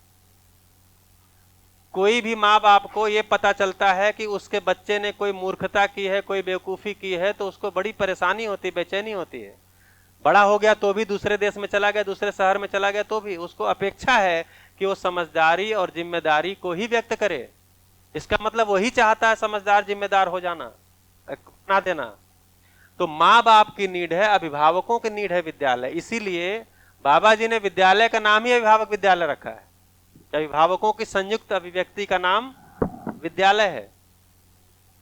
जितने, और अभी प्रेजेंट सिस्टम में क्या है, विद्यालय के अंदर अभिभावकों को कोई जगह नहीं है। गेट के बाद एक जगह होती है, उसके बाद लिख देते हैं out of bound for guardians. इसके आगे जा ही नहीं सकते हो। कुछ स्कूल में है, मैंने सुना है कि यहाँ पर फिनलैंड में शायद है कि हर क्लासरूम में पीछे की एक बेंच पेरेंट्स के लिए होती है, उसमें लिखा जाता है ओनली फॉर पेरेंट्स। तो कोई भी पेरेंट घूमते फिरते आके अपने बच्चे की क्लास में कभी भी बैठ सकता है कि इसको क्या पढ़ाया जा रहा है। तो विद्यालय मां अभिभावकों के लिए है, ठीक है, ये बात जाए। इसके लिए अभिभावक का समझदार होना जरूरी है, ठीक, अभिभावक का समझदार होना जरूरी है। उसके लिए प्रौढ़ शिक्षा कार्यक्रम, ये जो चल रहा है क्या है ये तो एडल्ट एजुकेशन है ना, प्रौढ़ शिक्षा कार्यक्रम है ये। क्यों? मतलब माँ और बेटी एक साथ बैठ के कोई चीज पढ़ेंगे, तो जब पहले कहा जाता था कि अटल बिहारी वाजपेयी और उनके पिताजी एक ही क्लास में पढ़ते थे, पता है कि नहीं आपको? हाँ, वो जब सामाजिक गतिविधियों में लग गए, और उनके पिताजी नहीं चाहते थे सामाजिक गतिविधियों में लगे, वो तो चाहते थे कि रेलवे के क्लर्क की परीक्षा में बैठे पास हो जाए और क्लर्क की नौकरी शुरू कर दें। तो वो जब कानपुर के अंदर डीएवी कॉलेज में एडमिशन लिए, तो उनके पिताजी भी आकर के एलएलबी के लिए, उनके पिताजी भी आकर एडमिशन लिए, और एक हॉस्टल का एक ही रूम दोनों लोग अलॉट कराए कि इसको कहीं हम बहकने नहीं देंगे तो वो हम लोग सुनते थे, लेकिन यहाँ तो देखिए सहर्ष माँ बेटी एक साथ पढ़ रहे हैं, ठीक है। तो ये वाला अभिभावक भी समझदार हो जाएं अभी की स्थिति में। इसके लिए एडल्ट एजुकेशन तो चलेगा ही चलेगा, लेकिन जो बच्चे हैं उनको पहली क्लास से ही, भैया पहली क्लास से ही कैसे उनके मानसिकता पे काम करना है, उसके लिए एक पीरियड इसका भी हर स्कूल में चलाया जाए, जिससे कि ऐसी स्थितियों से उसके फर्क ही न पड़े। उसका सिलेक्शन हुआ नहीं हुआ कोई बात नहीं, और भी विकल्प हैं, ठीक है, मेरी उसमें योग्यता कम पड़ गई, मतलब सहज रूप में इसको ले सके, इसके लिए उसको एजुकेशन में उसका इंतजाम होना होगा। जब एजुकेशन में शुरू से बताया जा रहा है कि बेटा तुमको टॉप आना है, बेटा तुमको टॉप आना है, और टॉप नहीं आए, एक नंबर कम हो गया, बोले ना तुम बेकार हो, कुछ नहीं पढ़ते, ऐसे ही गधे रह जाओगे तुम, ये सब चीजें उल्टा सीधा बोलना शुरू। तो हम बचपन से ही बच्चे को यही बता रहे हैं कि पढ़ाई का मतलब टॉप आना है, टॉप आना है, टॉप आना है, टॉप आना। अब टॉप से कम उसकी कल्पना जाती ही नहीं है, तो सिलेक्शन में भी टॉप ही आना है, सेलेक्ट हो ही जाना है, नहीं हुआ अब मामला गड़बड़ हो गया, बेकार हो, अयोग्य हो, कुछ नहीं कर सकते, मैं अपने ही सोचता है, वो कोई कहता नहीं है उसको। लेकिन जो बचपन से उसका अभ्यास हुआ है, उस अभ्यास के कारण अपने अंदर ही उसके चलना लगता है, मैं अयोग्य हूं, मैं तो बेकार हूं, मैं तो कुछ नहीं हो सकता, मेरा कुछ नहीं हो सकता। ये सारी चीजें भैया वो शिक्षा की गड़बड़ी है। शिक्षा में कोई गैप है, कोई रिक्ति है, कोई जगह ऐसी है जहां काम नहीं हो रहा है, उस जगह पे काम करने के लिए हम लोगों को आना पड़ेगा, निकलना पड़ेगा, और वो बचपन से करना पड़ेगा, पहली क्लास से करना पड़ेगा, उसका अभ्यास प्रतिदिन एक पीरियड करना पड़ेगा। हम लोग के ऊपर बहुत लोग कहते हैं कि आप क्यों रोज एक पीरियड चाहते हैं, सप्ताह में एक लगा लेते हैं। तो हम बोलते हैं कि आपको राष्ट्रगान याद है, बोले हाँ याद है। हमने कहा कब बैठ के याद किया, बोले कभी बैठे नहीं थे। फिर कैसे याद है, स्कूल में रोज होता था तो स्कूल में रोज होता था तो याद हो गया। तो अगर इसका अभ्यास प्रतिदिन 35 से 40 मिनट रोज स्कूल में होगा, तो क्या ये आपके अभ्यास में नहीं आ जाएगा? इसलिए हम लोग कहते हैं कि पर डे एक पीरियड हो, और उसको निकाला जा सकता है। भाई गणित क्यों पढ़ा रहे हैं, गणित के लिए 40 मिनट दे रहे हैं, क्यों पढ़ा रहे हैं? कि बच्चा गणित को पढ़ेगा और गणित को पढ़ करके गणितीय नियम को समझ जाएगा, गणितीय नियम को समझ करके इसको कैलकुलेशन में जाएगा, उत्पादन में जाएगा, वस्तुएं उत्पादित करेगा, उसको उपभोग करेगा, उपभोग करके ठीक से जिएगा और सुखी हो जाएगा। ऐसी हमारी अपेक्षा है, सुखपूर्वक जीने लग जाएगा। पता चला गणित विधि से सारा कुछ सुविधा का जितना संसार है ये गणित विधि से ही होता है। सुविधा की एक भी चीज ऐसी नहीं है जिसमें गणित न इन्वॉल्व हो, बिना गणित के हो ही नहीं सकता। भौतिक रासायनिक संसार जो है, इसीलिए गणितात्मक भाषा में ही सुविधा की बात ही होती है पूरी। जो फिजिकल फैसिलिटीज की बात है वो टोटल, आप ध्यान दे के देखिए, जांच के देखिए, टोटल गणितीय भाषा में होता है, मात्रा में, गणना में, आकार में, उसी में बात होता है। कितना बड़ा, कितना लीटर, कितना किलो, कितनी मात्रा, 25, 50, ठीक है, आधा, चौथाई, तिहाई, आप देखेंगे सारा गणित में बात होता है। तो सारा गणितीय भाषा में बात करते हुए सारा सुविधा प्राप्त करने के बाद भी वो सुखी हो नहीं पा रहा है।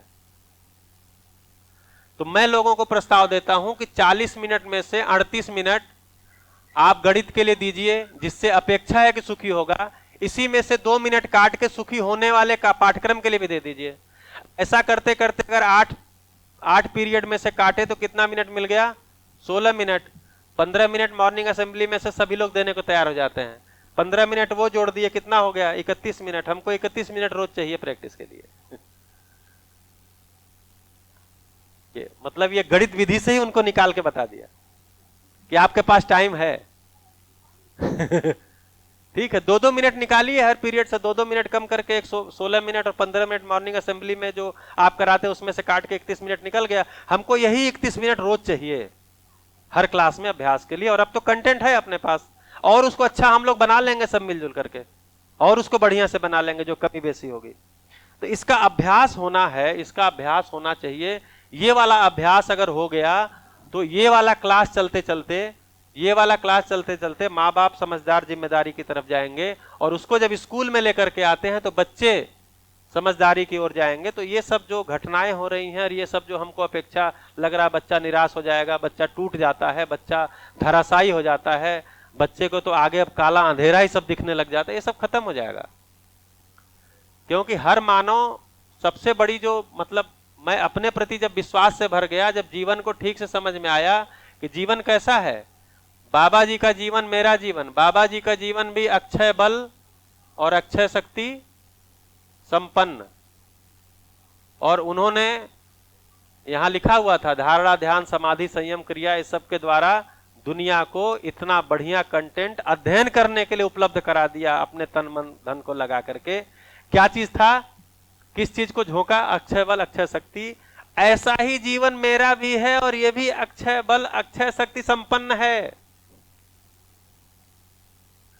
तो मैं कोई मुझे रिजेक्ट किया है कि कोई मुझे सेलेक्ट किया है, इसका मतलब ही नहीं है मैं अक्षय बल अक्षय शक्ति संपन्न हूं।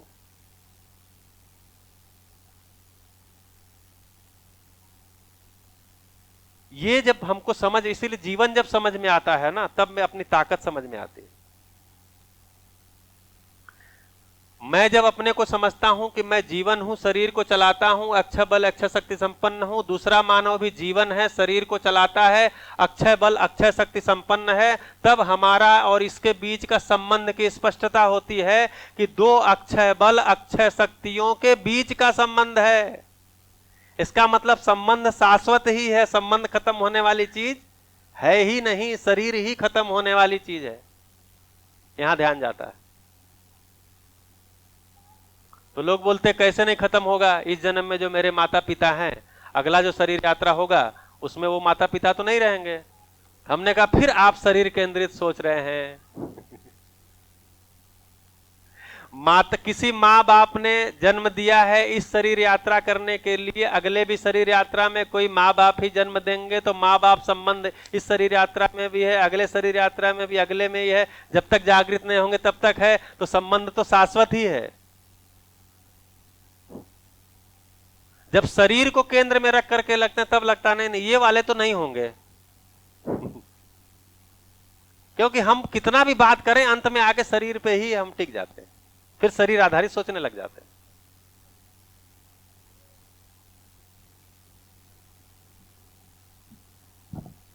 तो ये 7 संबंध हैं, इन्हीं 7 संबंधों में अपेक्षाएं हैं। जैसे माता पिता संतान से क्या चाहते हैं?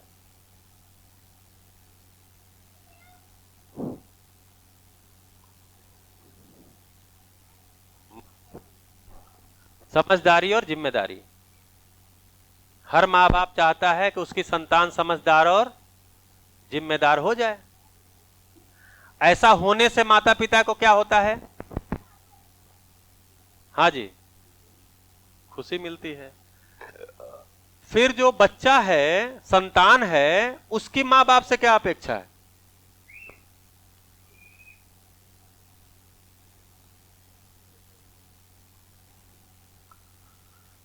माता पिता की संतान से अपेक्षा है कि मैं अपना तन मन धन लगा रहा हूं, लगा रही हूं, किस लिए? कि आप समझदार और जिम्मेदार हो जाएं। ठीक, ये कहे भाषा से या न कहे, कहना कोई जरूरी नहीं होता, नहीं तो कहते ही रहते दिन भर, तुम्हारे लिए कितना किया, सब छोड़ दिया, परिवार छोड़ दिया, घर छोड़ दिया, सारा पैसा झोंक दिया, अच्छे स्कूल में पढ़ाया, अपने एक रोटी खा के रहे, एक ही कपड़ा पहने, ठीक है, तुम्हारे लिए ये किया, सब लगा दिया, और तुम हो कि बेवकूफ के बेवकूफ ही रह गए। तो ये कहने की आवश्यकता नहीं होती, ये अपने आप ही अपेक्षा में शामिल ही है, ये अपेक्षित ही है कि धरती में हर माता पिता अपने संतान की समझदारी जिम्मेदारी चाहता ही है, अपेक्षा में है। फिर संतान माता पिता से क्या चाहता है?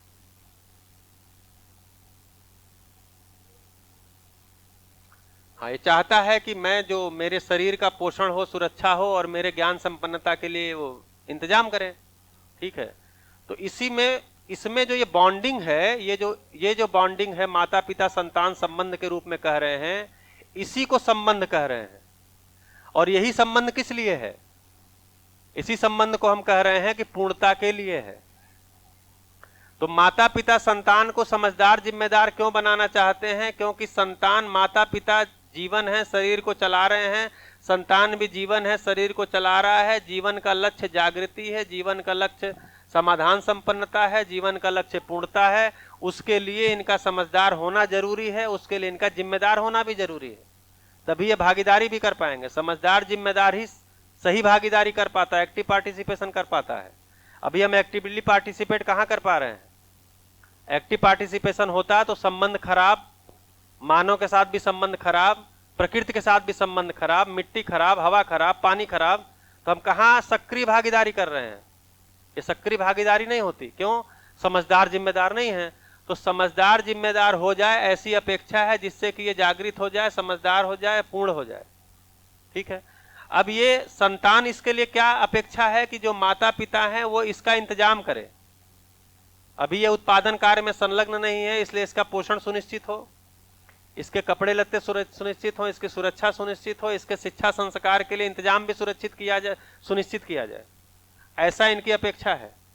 उसी को, अपेक्षाओं को अलग अलग पार्ट में देखते हैं तो उन्हीं को मूल्य बोलते हैं। जैसे मैं पोषण चाहता हूं, यही आगे देखेंगे ममता है। मैं शिक्षा संस्कार के लिए, समझदारी के लिए चाहता हूं कि कोई अपना तन मन धन लगाए और उपलब्ध हो। ठीक है, वो स्वीकारा हो, जिम्मेदारी में हो, ऐसे भाव में हो, उसी को वात्सल्य बोल रहे हैं। तो आप देखेंगे इसमें जब ये समझ में आता है, संबंध समझ में आता है, तो उसी में धीरे धीरे संबंध समझ में आता है, और संबंध पूर्णता के अर्थ में समझ में आता है। फिर वो मूल्य कौन कौन से हैं वो समझ में आते हैं। बिना विश्वास के होता नहीं है, तो विश्वास से इसकी यात्रा शुरू होती है मूल्य की।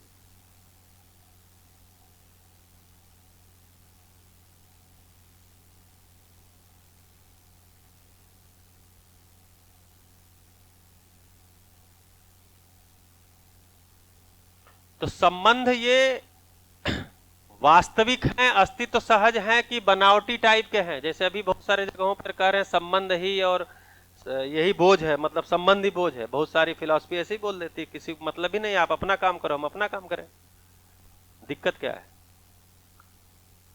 लेकिन हम अगर इस रोशनी में देखते हैं, इन संबंधों को देखते हैं, तो क्या लगता है? संबंध अस्तित्व सहज है या कोई बनावटी चीज है?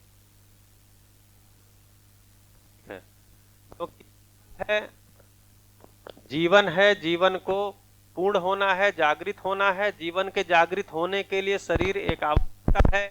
शरीर आवश्यक है तो शरीर को जिंदा बनाए रखने के लिए, संबंधों के निर्वाह के लिए साधनों की जरूरत है।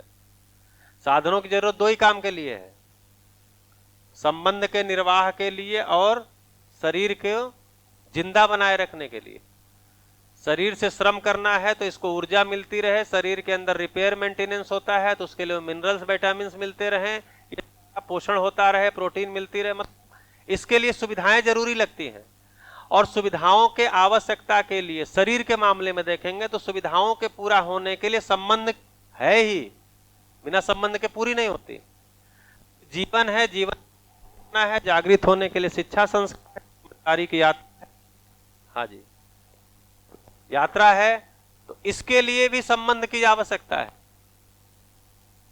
हम आप बैठ करके यहाँ पर शिक्षा के काम लगे हैं, कोई गुजरात से है, कोई राजस्थान से है, कोई यूपी से है, कोई दिल्ली से है, कोई हरियाणा से है।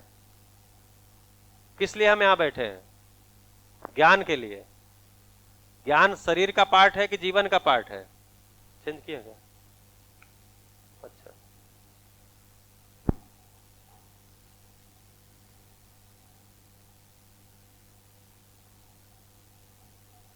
हेलो, तो ये जो हम बैठे हैं तो हम संबंधी हैं कि नहीं है?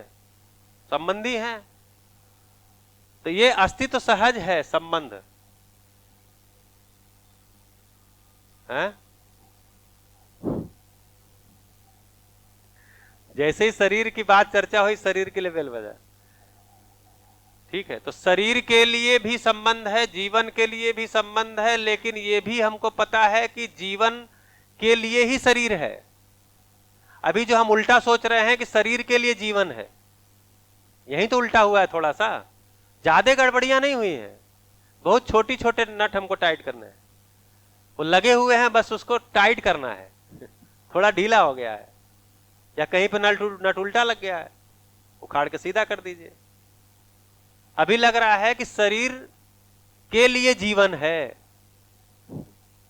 तो सारा कल्पनाशीलता कहां दौड़ रहा है? शरीर के लिए ही दौड़ रहा है। और शरीर कितनी है? आकार में सीमित है, और शरीर की आयु भी सीमित है। तो जिसका आकार सीमित है, जिसकी आयु सीमित है, उसको हम असीमित चीज देना चाह रहे हैं।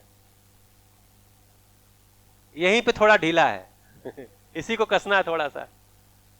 ठीक है, जीवन समझ में आता है तो पता चलता है जीवन अक्षय बल, अक्षय शक्ति संपन्न है। अक्षय का मतलब क्या है? जिसमें क्षय नहीं होता।